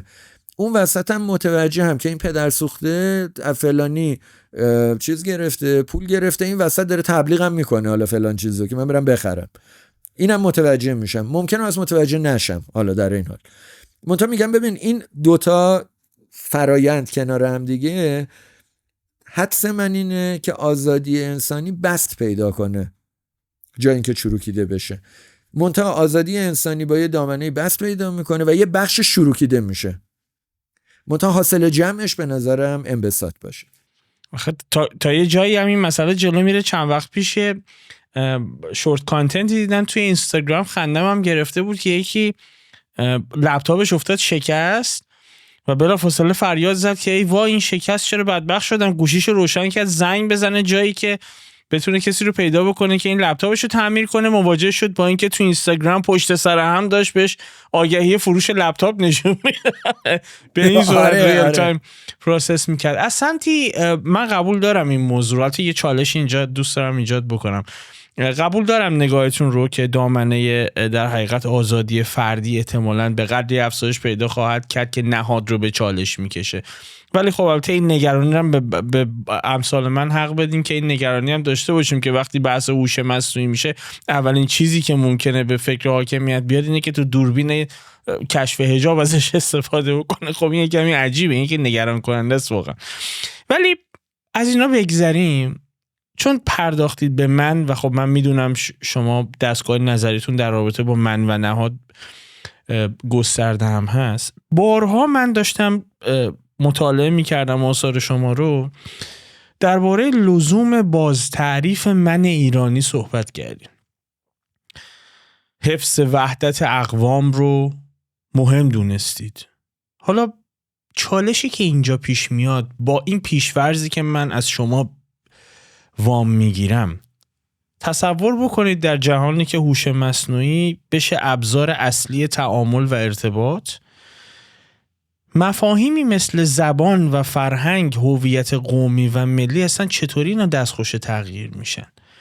من مثال میزنم، الان ما الگوریتم ترجمه همزمان داریم. من فکر نمی کنم خیلی طول بکشه که همین هدفونی که من و شما داریم با هم ارتباط میگیریم و با هم صحبت میکنیم به شکل ریل تایم صدای شما رو آنالیز بکنه و به هر زبانی که من بخوام توی گوش من پلی بکنه و دیگه کم کم بشر بدون نیاز به دانستن زبانهای دیگر میتونه راحت ارتباط برقرار کنه. الان این امکان همین الان در برخی گوشی ها اومده با ای آی.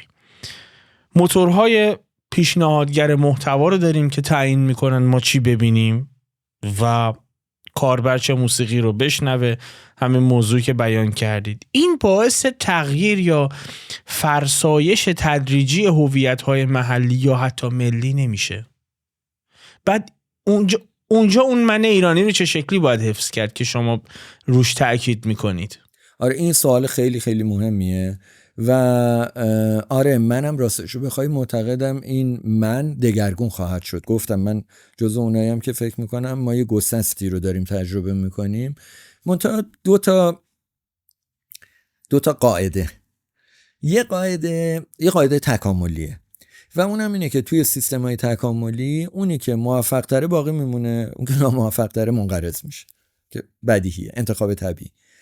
قاعده دوم اینه که توی شرایطی که دامنه پیچیدگی یه دفعه بست پیدا میکنه، به اصطلاح بوم شناختی، به اصطلاح تکاملی، موقعی که شما سیستم آر استراتژی دارید، یعنی یه مقداری شلوغ شاخه‌زایی داره میکنه سیستم، خیلی ها منقرض میشن، خیلی ها به وجود میان، حالت آروم و پایدار نداره. حالا ممکنه یک بوم باشه، یک اکوسیستم باشه، ممکنه یک جامعه باشه، هر سیستم تکاملی، و ما آشکارا در یک موقعیت آر استراتژی هستیم، موقعیت به تعبیری آشوبگونه، حالا بخوایم تو جامعه شناسی بگیم. در چنین شرایطی قاعده دوم اینه که شما شاخه‌زایی گسترده و تثبیت نیروهای، یعنی سیستم‌های توانمندتر، سازگارتر رو دارید. این دوتا قاعده رو داشته باشیم. حالا بیایم نگاه کنیم به من ایرانی. ببین من حرف حسابم چیه؟ من دارم میگم ما یه حوزه تمدنی هست، ما اولین تمدنیم. خب یعنی به لحاظ علمی اولین تمدن رو کره زمین به وجود اومد ایران بود که 5400 سال پیش، خیلی قدیمیه و همطور ادامه پیدا کردیم تا الان. نه تنها ادامه پیدا کردیم، یعنی قضیه فقط خزانه ژنتیکیمون نیست، بلکه زبانمون، آرایمون، هنرمون، سبک زندگیمون. ما شلوار ابداع کردیم، هنوز داریم شلوار میپوشیم. نه ما نمیدونم قربانی کردن جانوران داریم، نمیدونم جگربینی ابداع کردیم، هنوزم تو خیابون پسره به دختره میگه جیگرتو. این خاستگاهش احتمالاً خاستگاه اساطیریش اینه، اینکه جگر انقدر مهمه و کیکاووس رو بینا کردیم مجدداً باش. آره دیگه دقیقاً یعنی جگر یه دفعه انقدر مهمه، همینطوری ادامه پیدا کرده اینا. و ببین میخوام بگم که بعد ما اون وقت یه نهادی داریم به اسم جیگرکی، مثلا هیچ جای دیگه دنیا همچین چیزی نیست. اینا میخوام بهت بگم که ما یک زیست جهانی ابداع کردیم که موفق بوده تو مسیر تکامل، تا الان ادامه پیدا کرده و پیچیده است خیلی. یه نقدی که من به مدرنیته دارم اینه که دلیل اینکه فکر میکنم مدرنیته در ایران نهادینه نمیشه اینه که مدرنیته حاصل پیکربندی یک جامعه خیلی ساده تر از ایرانه. الان مدرنیته خیلی پیچیده است، مدرنیته مبانی شالوده‌اش اروپا، مال اروپا است و خب اروپا خیلی جامعه ساده، یه برخلاف چیزی که همه فکر میکنن. اروپا تا 1500 میلادی، یعنی تا 500 سال پیش، خیلی خیلی خیلی ابتدایی بوده برای کل تاریخش، اصلا قابل مقایسه با حتی چین نیست، چه برسه به ایران. بر این مبنا گمان من اینه که آیا ما حالا الان موقعیتی که ما الان توش هستیم، ما در حال یک گذار تمدنی هستیم، یعنی حوزه تمدن ایرانی و بقیه تمدن‌ها زیر فشار و زیر سیطره الگوهای جدیدی از پردازش اطلاعاتن. خب و آن چیزی که تعیین میکنه که این تمدن ادامه پیدا کنه یا منقرض بشه تو این شرایط انتخاب طبیعیه. یعنی اون سیستم‌های تکاملی به نظر من 4 لایه دارن. بدنها هستن، نظام‌های شخصیتی هن، نهادهای اجتماعی هن، منش‌های فرهنگی هن. یعنی 4 تا سیستم تکاملی داریم که امر انسانی رو ممکن میکنه. اون بقا و قدرت و لذت و معنا که گفتم آماج مشترک همه است و این متحد میکنه همه رو، آخرش متغیرهای مرکزی این 4 تا سیستمه. و بنابراین پرسشی که ما داریم اینه که مثلا جمعیت مردم ایران آیا در این گذار نابود میشه یا نه؟ خب یه جریانایی هست که میخواد نابود کنه، نسل کشی کنه دیگه. یعنی از جنگ جهانی دوم به بعد تنها نسل کشی که توی چیز نبوده، توی آفریقا نبوده، دوتاش مربوط به قلمرو حاشیه ایران، یکی بالکانه، یکی هم که غزه و ایناست، همین جدیدن فلسطین و غزه و ایناست. نسل کشی داره رخ میده اونجا دیگه. منتها آیا میتونه جمعیت رو ریشه کن کنه؟ نمیتونه. خب شواهد نشون میده که این جمعیت بدنها باقی میمونن. آیا نظامای شخصیتی ایرانیان که الان 10% جمعیتمون پخش شده این ور اون ور دنیا، تو الان خودت ایران نیستی، نه؟ داری میبینی دیگه توی فضای خارج از ایران. آیا این نظام شخصیتی مغلوب میشه، خورد میشه، حذف میشه، از بین میره در خارج از ایران، یعنی زیر سیطره فرهنگی میزبان حل میشه یا نمیشه؟ خب شواهد نشون میده که نمیشه. یعنی یه بخش مهمی از این جمعیت مهاجر ایرانیان به شدت، حتی تندتر هم شدن تو هویتشون و اون جمعیت فعالی یعنی بخش فعال جمعیت اینطوری شده. آیا نهادهای اجتماعی ایران، ببین الان که ما داریم حرف میزنیم همه نهادهای اجتماعی ایران منهدم شدن. یعنی حتی خانواده که پایدارترین نهاد اجتماعی تو کل گونه هوموساپینس تو ایران منهدم شده است. یعنی از هر ازدواج تا 3 سال بعد از هر 2 تا یکیش به طلاق منتهی. اصلا این عدد خیلی عجیبیه. و بعد شما فکر میکنید که خب توی همچین جامعه چجوری پس آدما مثلا چه میدونم دستگاه قضاییمون اون شکلیه، دستگاه بانکیمون اینجوریه، اقتصادمون این شکلیه، میدونی؟ بعد تو فکر میکنی خب توی همچین جامعه‌ای تو به محض اینکه پا تا خونه بیرون بذاری باید یه عده بریزن سرتو ببرن، همه وسایلتو بردارن، لباستو بدزدن، نه؟ و نمیدزدن. یعنی ما جرایم خشن تو ایران داریم، ما اصلا قابل مقایسه با وضعیت مردم نیست. آیا نهادهای اجتماعی ایران تداوم پیدا میکنن؟ انگار پیدا میکنن. در شرایط فروپاشیدگی کامل که ما الان توشیم، نهاد داره هی به وجود میاد. یعنی مردم دارن خرید فروش میکنن، مردم دارن کنار هم دیگه زندگی میکنن، بدنه مردم دارن همیاری میکنن به هم دیگه. آیا منش‌ها، آیا معانی که هویت ایرانی رو میسازه توی این شرایط، الان ما یه دوره 20 ساله‌ای داریم میبینیم این فرآیندو که شبکه اجتماعی اومده، هوش مصنوعی اومده و یه دوران طولانی تری که این فروپاشی شروع شده چنده هست. آیا ما با فروپاشی مزمحل شدن هویت ایرانی روبرو هستیم یا نیرومندتر شدنش؟ به آشکارا به نظر من نیرومند داره میشه. ببین سیستم آموزش پرورش تو ایران و آموزش عالی، یعنی 2 تا نهادی که از مشروطه به بعد ایرانیان سرمایه گذاری کردن روش و خوب بود اینا. تا 30 سال 40 سال پیش اینا نهادهای قوی بود تو دنیا. یعنی یکی از دانشگاه ایران در میومد آدم باسوادی بود، از مدارس ایران در میومد بچه باسوادی بود. اینا کاملا منهدم شدن الان. یعنی آموزش پرورش که تو 100 روز گذشته 50 روزش که اصلا مدارس تعطیل بوده به دلیل قحطی انرژی، حالا بهش میگن ناترازی، کلمش خوشگل‌تره، ولی قحطی و قحطی همه چی، یعنی قحطی معلم، قحطی کتاب، قحطی مدرسه. توی چنین شرایطی میدونی میخوام چی بگم؟ میخوام بگم این نهادها همه فرو پاشیدن. منتها آیا تو الان تو بچه‌های جدید، بچه دبیرستانیای جدید، بچه‌های محصلای جدید مثلا علاقه به زبون فارسی، علاقه به شاهنامه در غیاب مدرسه، اینا همه باید از بین بره قاعدتاً. و من فکر میکنم خیلی تصادفی نیست. یعنی مگه میشه یه جامعه یکی یکی همه نهاداشا اینطوری از بین ببره خودش؟ خب این یه زمین سوخته داره ایجاد میکنه، یکی داره اینجا زمین سوخته ایجاد میکنه دیگه. منتها آنچه که تو میبینی اینه که مثلا تو همین شبکه‌های اجتماعی چقدر الان همین بچه محصلا شاهنامه میشنون یا میخونن، چیزی که اصلا نبود دوره ما. من مرجع دقیقی اتفاقا برای اظهار نظر در رابطه با این موضوع هم، چون تو کانال دیگرم تفسیر شاهنامه انجام میدم و خیلی برای من عجیبه که این همه آدم الان پیگیری میکنم. یعنی از روزی که داشتم شروع میکردم مثلا بعید میدونستم که بیننده داشته باشه، چون قبل از اینکه فیوز رو شروع بکنم، نمیدونم شما مطلع هستین یا نه، چنل دیگه به نام پرژن پوئتری دارم که تو اون آره 5 رکن رکین ادب پارسی رو، آثارشون رو تحلیل میکنم و اصلا فکر نمی کردم که بگیره، فکر نمی کردم که بیننده پیدا بکنه. بیننده پیدا کرد و عجیب تر این که بعد از اینکه بیننده پیدا کرد و آنالیز رو میدیدم، انتظار داشتم که رده سنی بالای 65 مخاطبان من باشن. این گونه نبود، در رده سوم بودن، بین مثلا 20 تا 30 سال بیشترین رده سنی بودن که ما رو میدیدن و این خیلی برای من عجیب بود. آره. و ببین همه جا اینو میبینی ها، یعنی مولانا همینه، حافظ همینه. من موقعی که دانشجو بودم 20 سالم بود، خب من خیلی هوادار ادبیات کلاسیکم، همینایی که گفتی، همون 5 ستاره درخشان و بقیهشون. و مثلا این که تو مثلا یه کلاس بذاری ملت پول بدن بیان مثلا بیدل دهلوی بشنون، اصلا کاملا خارج از، یعنی اگه میگفتیم همه میگفتن دیوانه هستین، غیر ممکنه، اصلا غیر ممکنه.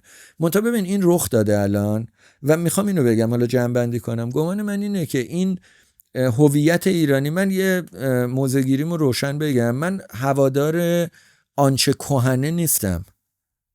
من وقتی میگم هویت ایرانی، منظورم این نیست که هرچی قدیم ایران داشته همش خوبه، اصلا منظورم این نیست. من هوادار آنچه نیرومنده هستم و به این دلیل هستن از ایران خوشم میاد، در ایران موندم و برای ایران میجنگم، به این خاطر که فکر میکنم اینجا چیز نیرومندی وجود داره، به این دلیل که فکر میکنم اینجا، نه به دلیل اینکه میخوام به زور یه چیز زار و نزار نحیفی رو حفظ کنم، به این دلیل که فکر میکنم یه چیز نیرومندی اینجا هست که ناشناخته است و تو لازم نیست خودتو شهید کنی براش، فقط کافیه یه خورده هلش بدی و دیده شه. و شاهنامه رو به محض اینکه بچه‌ای 2 بار 3 بار میشنوه براش توضیح میدی، ترسش میریزه از اون زبانی که مال 1000 سال پیشه، خودش دیگه علاقه‌مند میشه، میره دنبالش. و تو اینو توی اسم بچه‌ها، اسم سازمانایی که داره شکل میگیره، آوازایی که میخونن، شکل هویت بندی اتفاقا همون منتشری که تو نسل جوون داریم میبینیم، این خیلی روشن نمایانه. جمع‌بندی کنم، گمان من اینه که هویت‌ها باز تعریف خواهند شد. توی این باز تعریف انتخاب طبیعی به شدت عمل میکنه و این یک انتخاب طبیعی جدیده، یعنی با شکل‌های قبلی متفاوته.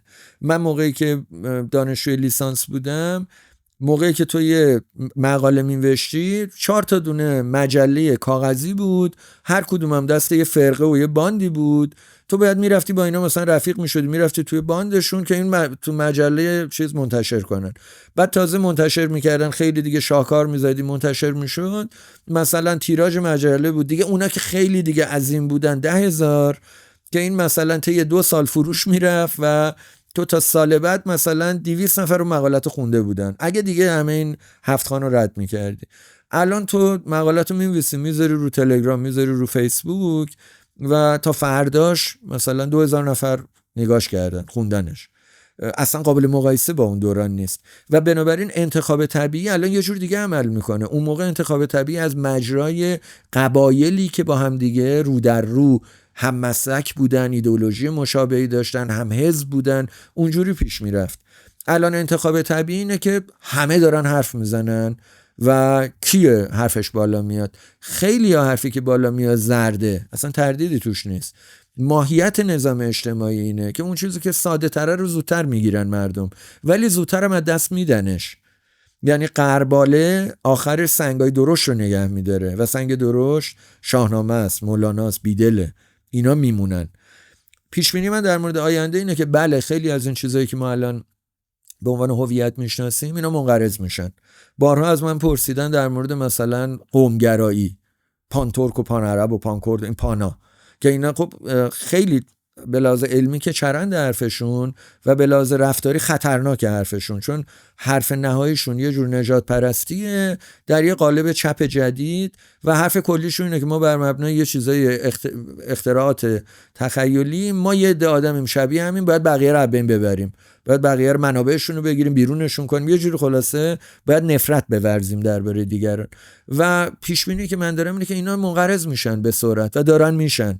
یه دلیلش اینه که به طور آزاد همه دارن در این مورد با هم دیگه حرف میزنن، تعصب‌ها منقرض میشن، تو این انتخاب طبیعی دوام نمیارن و اون هویتی که از تو دل این بیرون میاد هویت ایرانی میتونه باشه. اتفاقا به نظر من خواهد بود و حالا من و خیلی دیگه ما داریم میجنگیم که این اتفاق بیفته، نه اون روایت خاصی که ما داریم میگیم که فکر میکنم، من برای این اونو میگم که فکر کنم نیرومندتره، ولی به این اعتماد دارم که اگرم نیرومند نباشه مال من میره کنار، مال یکی دیگه میاد جلو دیگه و نیرومنده ولی میاد جلو. میدونی؟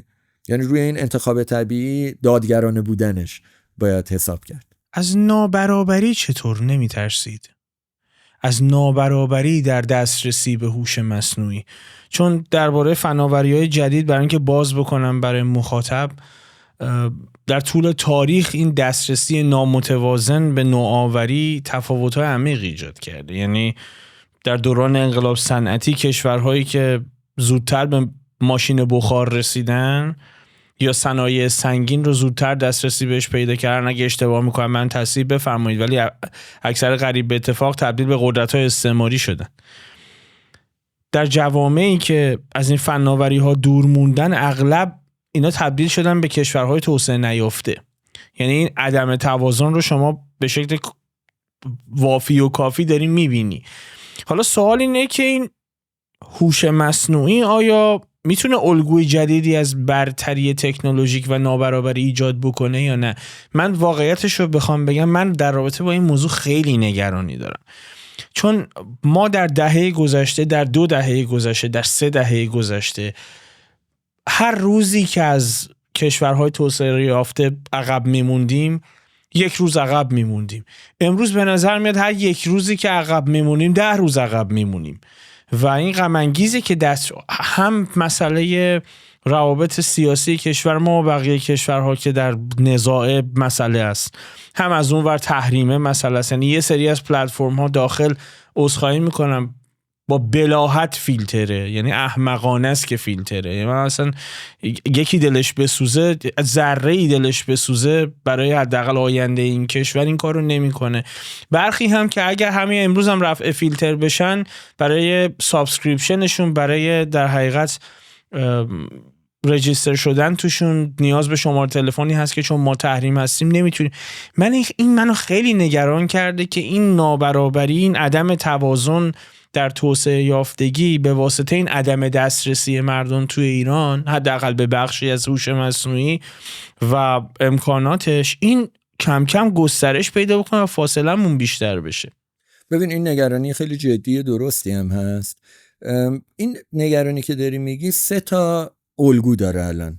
خب ببین یه الگوش الگوی بلاهته، یعنی ما چرا عقبیم، یعنی اینطوری بگیم. یکیش اینه که بلاهت، یعنی مثلا یه نفر اصلا نمیفهمه موضوع چیه و ولی به نظرش میاد که بده، یا مثلا بهش گفتن بده به منافعی توی مدار قدرتی، بلاهت.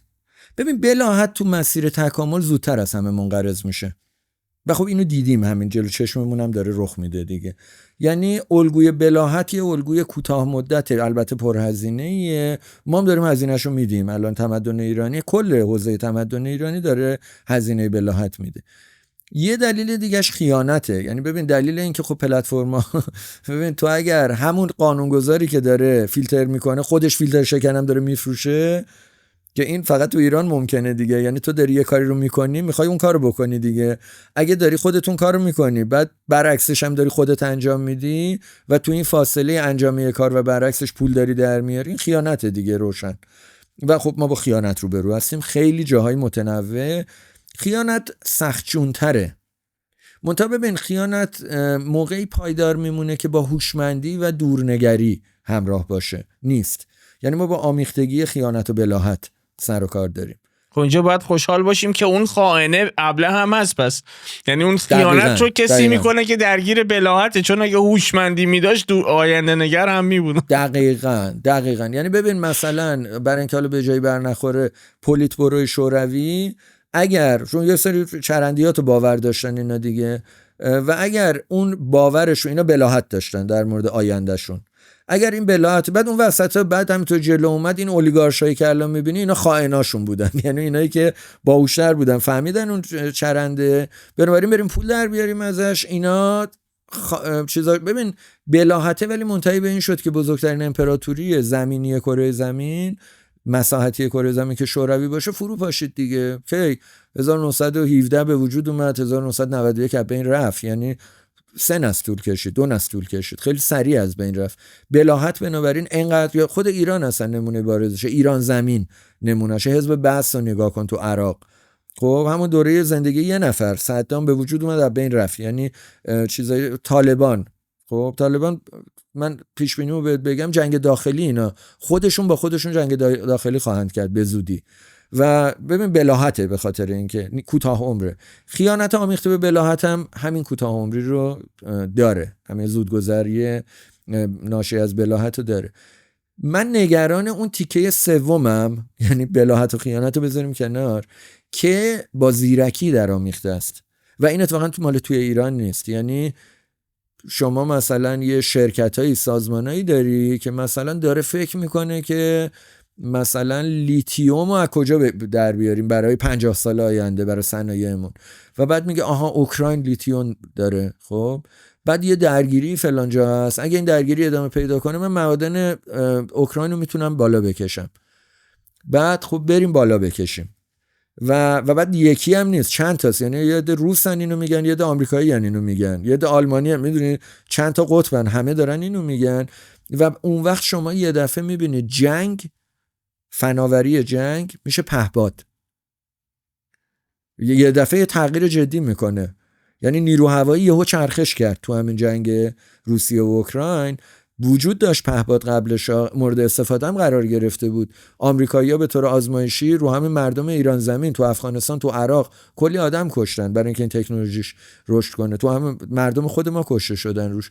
منتها اولین بار که دو طرف با پهپاد با هم دیگه اینطوری درگیر شدن جنگ اوکراین و روسیه بود. جنگ سر چیه؟ سر معادن دیگه. خیلی روشنه. اون چیزی که شما دارین الان اینجا میبینین یه نمونه ای از اون مدل هوشمندانه استیلاست، فناورانه. خب فقط مقوله اینه که این زیرکی که میگین از اون ورم بلاهت رو در نظر بگیرید که کسی که یعنی این واسه الان موقعیتی که الان شما تو دفتر بیزی دیدید دیگه نمایندشه دیگه. دقیقاً. یه بلاهت هم اونور هست، یعنی ما باز هم باید درگیر بلاهت خودمون هم باید باشیم، یعنی همش رو نمیشه بر اساس زیرکی دیگری گذاشت، چون ما به حال اسباب بازی خواهیم شد. ببین هم اسباب بازی خواهیم شد، هم ببین یه قاعده‌ای که برات بگم خیلی دلگرم کننده است، اینه که هومو ساپینس به طرز بسیار عادلانه ابلهه. همونطور که گفتی شکاف تکنولوژیک خطرناکه به شدت. منتها ببین این فرایندی که ما داریم الان تجربه میکنیم شکاف هستی تو پردازش اطلاعاته. خب پردازش اطلاعات ارزونه و این خیلی نکته مهمیه. یعنی چی؟ یعنی ببین فناوری مثلا هواپیمای جنگی رو موقعی که ابداع شد جنگ جهانی اول و مهم شد، ایران همون موقع تلاش کرد درست کنه. دوره رضا شاه ما نیرو هوایی داشتیم، نمیدونم میدونی یا نه، کارخونه هواپیماسازی رو انداخته بودیم دوره رضا شاه، آلمانان بودن پشتش. منتها خب این بلافاصله نابود شد، یعنی متفقین اومدن اولین کاری که کردن اونو نابود کردن و ما نیروی هواییمون وابسته بود، یعنی می‌خریدیم از این ور از اون ور. ببین این که تو بخوای مثلا یه میگ از روسا بخری یا F-14 از آمریکایی‌ها بخری و نمیتونی درست کنی از روش به این راحتی‌ها، ولی پهپادو میتونی درست کنی. یه اتفاق خیلی عجیب این بود که پهپادایی که الان روسا دارن استفاده میکنن ایران تولید کرده. حالا من به چیزای سیاسی پشتش کاری ندارم ولی به لحاظ فناوری این خیلی اتفاق خوبیه. یعنی اتفاقا نشون میده اون گپ تکنولوژیک شکافش کوچیکه. خب ببین تو کارخونه ناف شکن خیلی مشکل درست کنی، ولی مثلا قایق تندرو میتونی درست کنی. بعد مثلا ناوگان، یه مقایسه بود بین اینکه ناوگان دریایی ایران و روسیه رو هم با آمریکا و متحدانش رو هم، آمریکا و عربستان و این متحدان منطقهش رو هم، ناوگانشون چه شکلیه. یه چیز خیلی جالب این بود که فناوری‌های کوچیک چابک مال ایران هم بود. یعنی مثلا ناو هواپیمابر مال آمریکا بود، منتها قایق تندروی توپدار که یه چیز کوچولوئه، کم هزینه، موثریه ولی تو جنگ، این مال ایران بود. اصلا نبوده قبلا به این شکل، همچین چیز خیلی نداشتیم. ببین میخوام بگم فرایند شکاف تکنولوژیک خطرناکه و هست، منتها عبور کردن ازش راحت تره الان نسبت به قبل، به دو دلیل. یکی این که مبتنی بر پردازش اطلاعات بیشتر از پردازش ماده که مشکل تو کارخونه فلان باید بزنی و اصلا منابعش دستیابی بهش مشکله. یکی دیگه که خیلی مهمه اینه که کنشگران فردی توی این میدان جدید موثرترن. ببین اینطوری برات بگم، هکرها اگه نگاه کرده باشی، هکا داره زیاد و جالب میشه و اون بلاحتی یه دفعه خودشو اینجا نشون میده. یعنی وزارت اطلاعات طالبان رو یکی برم داره هک میکنه، میدونی دیگه، شماره رمزش 1 2 3 4 5 6 بود. من نمیدونم این اخبار چقدر موثق هست یا نه واقعا. نه واقعی بوده، ولی خیلی چیز عجیبیه اگه همچین چیزی بوده باشه. آره خیلی دور از ذهنم نیست، چون طرف همین اعداد بلد بوده، یعنی مثلا خیلی چیز ترکیبات دیگر رو تو ذهنش نبوده. میخوام بهت بگم ببین، بعد کنشگران فردی مهم میشن، میدونی، یعنی اون وقت تو مثلا چه میدونم آدمایی که ابداعات تازه میکنن، آدمایی که جریان رو تغییر میدن، تک آدما مهم میشن تو این میدان بازی جدید و این خوبه، چون اون نابرابری فناورانه تو نهاد داره رخ میده. و یه چیز دیگه ما داریم، گفتم 10% جمعیت ایرانی ها پخشن این ور اون ور دنیا. ببین اینا روایت ایرانی بودن، هویت ایرانی جدید که داره شکل میگیره. اگر نیرومند باشه، هر کدوم از اینا یه گرانیگاه تغییر جهانن، میدونی؟ یعنی الان ما داریم به این فکر میکنیم توی همین هوش مصنوعی که الان داره، همینی که الان داره تولید میشه، چندین ایرانی گردن کلفت توشه، بعضیش دوستای منن و خب اینا دارن برای فلان شرکت کار میکنن، پول میگیرن، فلان جام دارن زندگی میکنن. الان روایت ایرانی بودن اینه که الان داریم میبینیم و جذاب نیست و طرف گشته در رفته یه جای دیگه. منتها خب ممکنه روایت نیرومندی غالب بشه و اون روایت نیرومند جذابه برای خیلیا. و میخوام بهت بگم ما هم به لحاظ هزینه عبور از این شکاف فناورانه، هم به لحاظ امکانش به عنوان کنشگران فردی که میتونن این کارو کنن، امید بخش وضعمون. خیلی بیشتر از موقعی که کشتی توپدار درست کردن، اروپایی‌ها اومدن سواحل ما رو به توپ بستن، خیلی بیشتر از اینکه هواپیما درست کردن، کارخونه تانک درست کردن، میدونی، نسبت به اون موقع اوضاع به نظرم خیلی بهتره، ولی پیچیده‌تره، به میدان بازی ناشناخته‌تره و اینا همه سر جاشه دیگه. اینا که میگم به معنی نادیده گرفتن نابرابری نیست، به معنی امکان عبور ازشه. حالا از منظر داخلی هم یه نگاهی بهش بندازیم.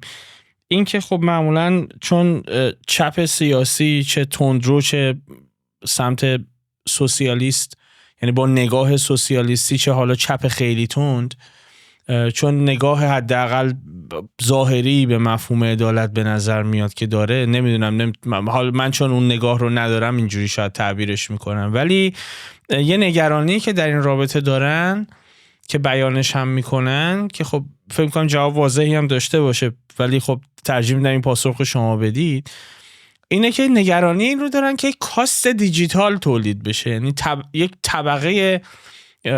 طبقه بندی بشه و این جامعه طبقاتی یک طبقه‌ای باشه که دسترسی به مواهب دیجیتال داشته باشه، عده‌ای محدود یا معدود از افرادی که احتمالاً قدرت کنترل داده دارن، شرکت‌های بزرگ دارن، دسترسی داشته باشن. نظرتون در رابطه با این چیه؟ اینکه این نگاهی که به نظر معیوب میاد. ببین راستشو بخوای من یه دید رادیکالی دارم در این مورد که فقط یه تکهشو بگم به عنوان مقدمه. ببین من منتقد پارادایم مدرنم اصولاً. خب یعنی فکر میکنم چپ و راست سیاسی اصلا خیلی فرق نمیکنن با هم دیگه. اینا مبانی مشترکی دارن و این مبانی مشترک از دل حوزه تمدن اروپایی و سیر تجربه تاریخی ویژه اونا بیرون اومده. و این تجربه تاریخی اولا متفاوتیه با آنچه که در ایران تجربه شده، بعدم به لحاظ قلبم یعنی قدرت لذت بقا معنا فروپایه تره آشکارا. اروپای دهکوره‌ای در حاشیه جهان بوده، از تو اون مدرنیته بیرون اومده. مدرنیته مبتنی بر مثلا ارزش‌ها و مفاهیم مسیحیت غربیه که توش برابری مهمه، یعنی عدالت رو به صورت برابری همه با همه میبینه، که توش نهاد برتر از من. به این خاطره که فاشیسم و کمونیسم و اینا اینقدر راحت از توش در میاد و بزرگترین دولتایی که اینا ایجاد میکنن دولتای نهادگراست. به این دلیله که حالا فرقی از این زاویه دارم میگم از دید من اصلا فرقی نمیکنه شما یه جامعه‌ای داشته باشین که مثلا اون کاست برترش اعضای حزب کمونیست باشن یا اعضای تی پارتی باشن، اصلا فرق، اونا حالا اولترا لیبرالن اینا اولترا کمونیستن، خب اصلا فرقی نمیکنه، یعنی استخوان بندیش یکیه و این استخوان بندی مدرنه و باید نقدش کرد. تو این چارچوب مفهوم عدالت، ببخش انقدر صریح میگم امیدوارم بدفهمی ایجاد نشه، مفهوم فاسدیه. مفهوم عدالت تو ایران ترجمه و ادامه مفهوم دادگریه. توی اروپا این مفهوم ادامه اکوالیتاسه در لاتین، یعنی برابری. این اکوالیتاس یعنی برابری، یعنی من و تو عین همیم. چرا؟ چون که در برابر خداوند و بعد در برابر کلیسا، در برابر پاپ، بعد در برابر دولت مدرن همه برابریم، همه عین همیم. خب چرا همه عین همیم؟ ببین تو ایران ما مفهومی که داریم دادگریه. دادگری یعنی که هر کی جای خودشه و این پیش‌فرض داره که اتفاقا همه برابر نیستن. یعنی چرا یه نفر که باهوش‌تره از یه نفر که خنگ‌تره برتر نباشه؟ خب باید میونه کلامتون آمادگی برخورد تیرهای متعددی به خودتون رو داشته باشید، اینو داری میگی؟ بله کاملا. آره این تیرا داره میخوره همیشه به من. آره این آمادگی رو دارم.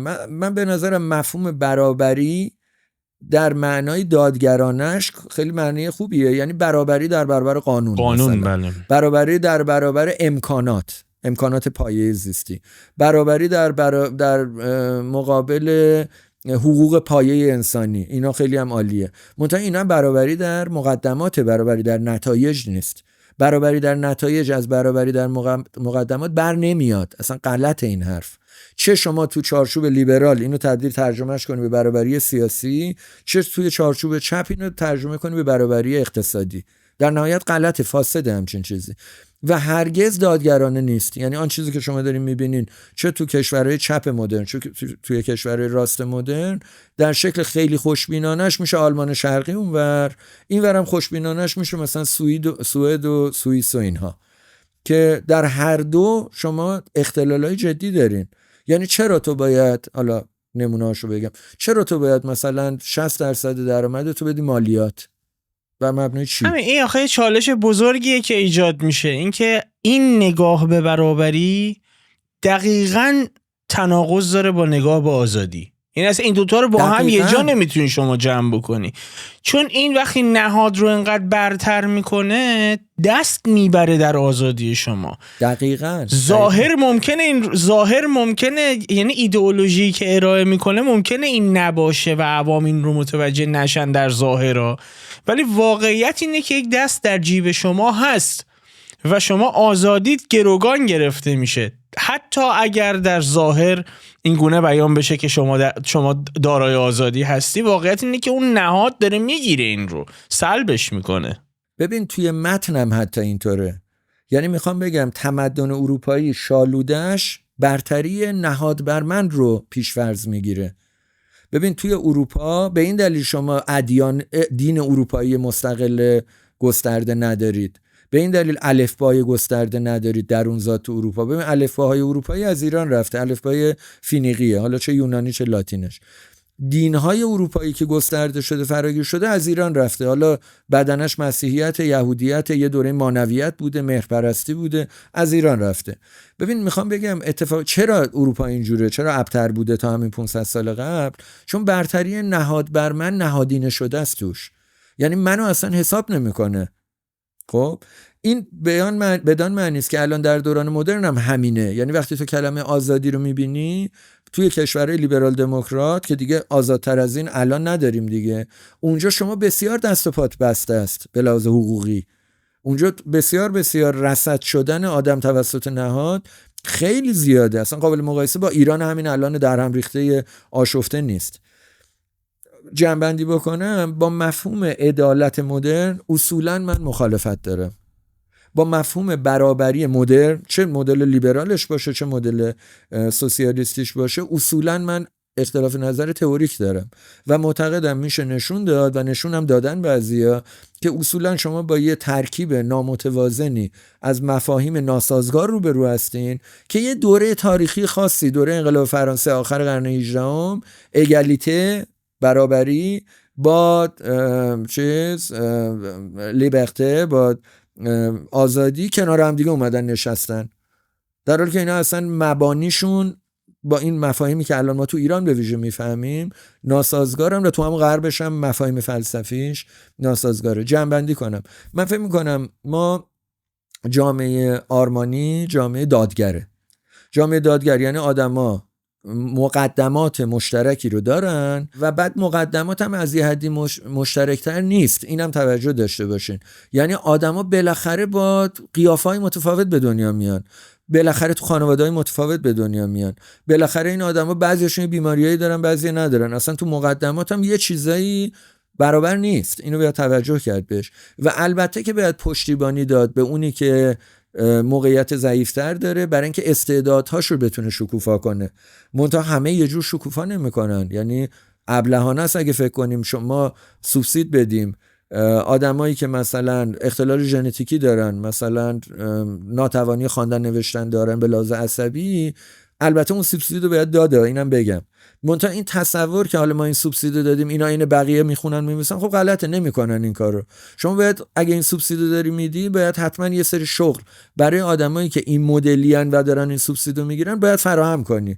اگه نکنی بخوای شغل آدم چیزو به اینا بدی، خب هم به اینا ستم کردی هم به اونی که داره مالیات به همه داری ستم میکنی. و الگوی مدرن الگوی ستمگرانه به نظر من. یعنی گمان من اینه که مفهوم داد یه دادگری یه مفهوم خیلی بنیادیه و به برابری منتهی نمیشه. به برابری در ماهیت انسانی منتهی میشه، نه موقعیت انسانی. خب حالا با توجه به این قضیه، حالا همه این صغرا کبرا رو برای چی خوندم؟ برای اینکه بگم که هوش مصنوعی که داره میاد و این الگوی جدید پیکربندی اجتماعی که ازش بیرون میاد، به نظر من امکان دادگری رو بیشتر میکنه. مخاطراتش هم داره ها، امکان رصد کردن آدم ها بیشتره، امکان کنترل آدم ها بیشتره، امکان فریب آدم ها، اینا همه بیشتر میشه. منتها ما در مورد آدمی داریم حرف میزنیم، منهایی که پیچیده ترین بخش این سیستمن و به همین خاطر من روی این پیچیدگی آدم ها حساب میکنم و رو اراده آزادشون و گمانم اینه که توی این گذاری که داره رخ میده بخت دادگری بیشتره. اصلا منظورم این نیست که تضمین شده است این بخت، یا اصلا منظورم این نیست که ما ایرانی‌ها همینطوری دم دستمونه همچین چیزی، اصلا اینطوری نیست. باید بجنگیم براش و باید برنامه داشته باشیم براش، ولی میخوام بگم قابل برنامه ریزیه و در دسترسه و جنگ امیدبخشه. مثلا نقدش که کردیم، ولی واقعیت اینه که این مفهوم دادگری که میفرمایید به عنوان گزینه آلترناتیو باید بروز و ظهور پیدا بکنه. اول حالا ما نقد کردیم مفهوم عدالت مدرن، ولی واقعیت اینه که هنوز اونجا داره کار میکنه. ما باید بتونیم آلترناتیو رو در اختیار قرار بدیم. من به عنوان پرسش آخر برای اینکه کمتر وقت شما رو بگیرم میخوام به جاودانگی هم اشاره بکنم. گذاشتم پرسش آخر چون فکر میکنم آخرین چیزی که بشر دلش میخواد ازش دست بکشه. به فیلم‌های علمی تخیلی که نگاه میکنید، داستان هوش مصنوعی بارها با مفاهیمی مثل جاودانگی گره خورده.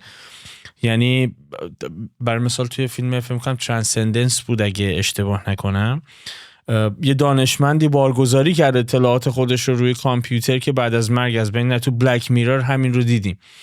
این ایده تو سینما باقی نموند. یعنی الان که کم کم داریم این بروز و ظهور هوش مصنوعی رو میبینیم، طرفداران جدی هم پیدا کرده. یعنی با این ماجرای نورالینک و پروژه های مرتبط با انتقال ذهن به ماشین، این کماکان نشون میده که میل بشر به عبور از محدودیت‌های جسمیش کماکان پایداره.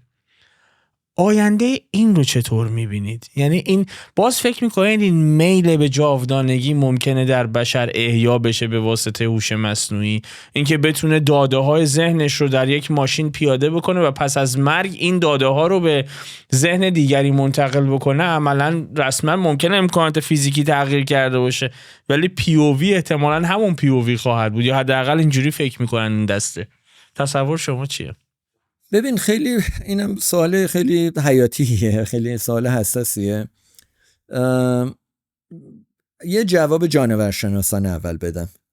ببین ما موجودات زنده ای هستیم.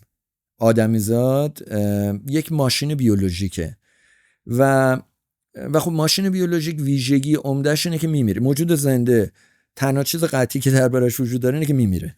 خب اصلا با این تعریف میشه، یعنی ما یه موج ترمودینامیکی هستیم توی یه سری ماده عالی که توی آب حل شده و یه عمر خیلی خیلی خیلی کوتاهی داریم.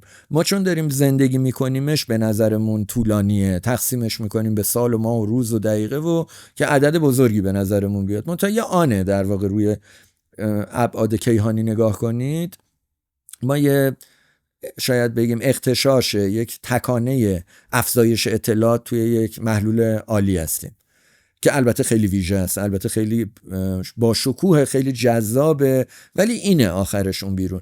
بنابراین اینکه آیا هوش مصنوعی و مشتقاتش بدن آدم جاودان میتونن تولید کنن؟ به نظرم جوابش منفیه. نه، بدن آدم جاودان میمیره. آیا میشه این حالا چیزایی که در مورد مثلا سایبورگ و اینا، پروژه سایبورگ، تکه تکه ما اینو جایگزین کنیم طوری که آخرش یه دونه ماشین میمونه، ولی ماشین جایگزین شده اون آدمیه که بود؟ میشه از این کارا کرد، ولی شما آخرش ماشین دارید.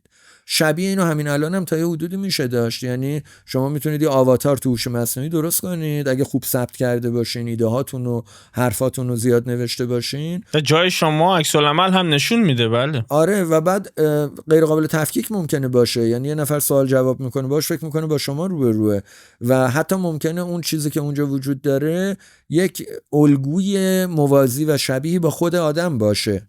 منتها ببین یه ماشینه که داره یه جور دیگه پردازشه، اون واسه دیگران آخه برای خودمون نیست. آره، نکته همینه.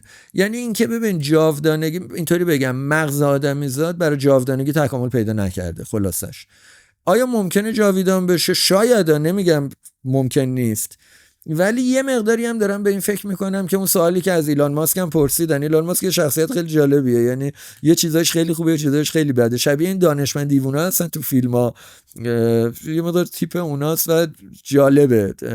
برای من شخصیت جالبیه و یه چیزایش خیلی ستایش برانگیزه، رک بودنش، یه چیزایش هم خیلی عجیب به نظر میاد دیگه.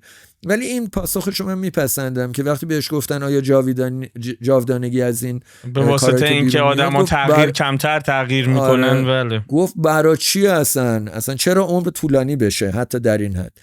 و من موافقم یه مقدار باشه. یعنی فکر میکنم عمر آدمیزاد عمر مفیدش که تکانی در هستی ایجاد میکنه و خودش میباله و شکوفا میشه، مثل همه چیزای دیگه سیستم‌های تکاملی یه دورانی داره و شما یه تکانه رو نمیتونید تو اون نقطه اوجش همینطوری نگه دارید. اون دیگه تکانه نیست، یه چیز دیگه است، یه کپی ازشه، یه الگویی ازشه. ماشینی میشه این کارو کرد ولی اون نیست.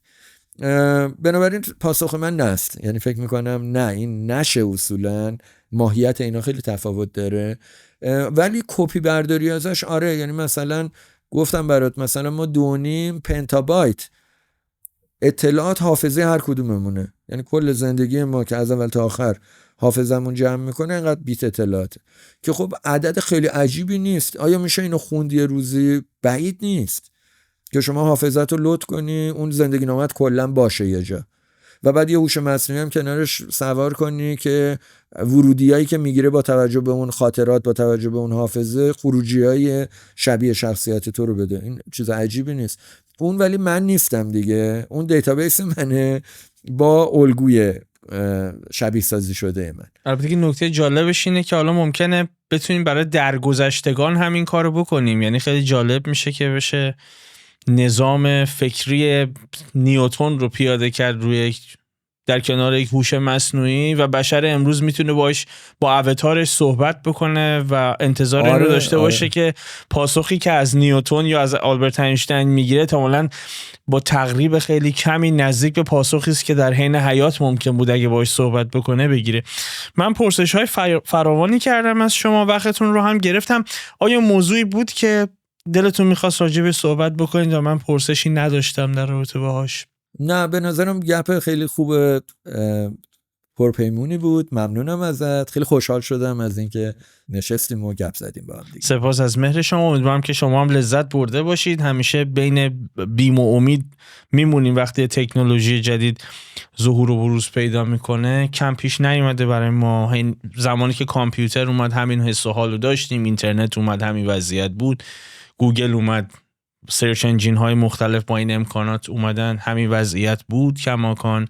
و خب امروز همین موقعیت هست و خیلی‌ها نگران این هستن که ممکن شغلشون رو از دست بدن. خیلی‌ها به این فکر میکنن که برای شغلشون میتونن یک دستیار حرفه‌ای تر داشته باشن. بنابراین امیدوارم که این گفتگو یه مقداری از چالش‌های ذهنیتون رو حل کرده باشه و چالش‌هایی هم بهش اضافه کرده باشه. فیوز هفته آینده رو هم از دست ندید که به شدت جذابه. بدرود.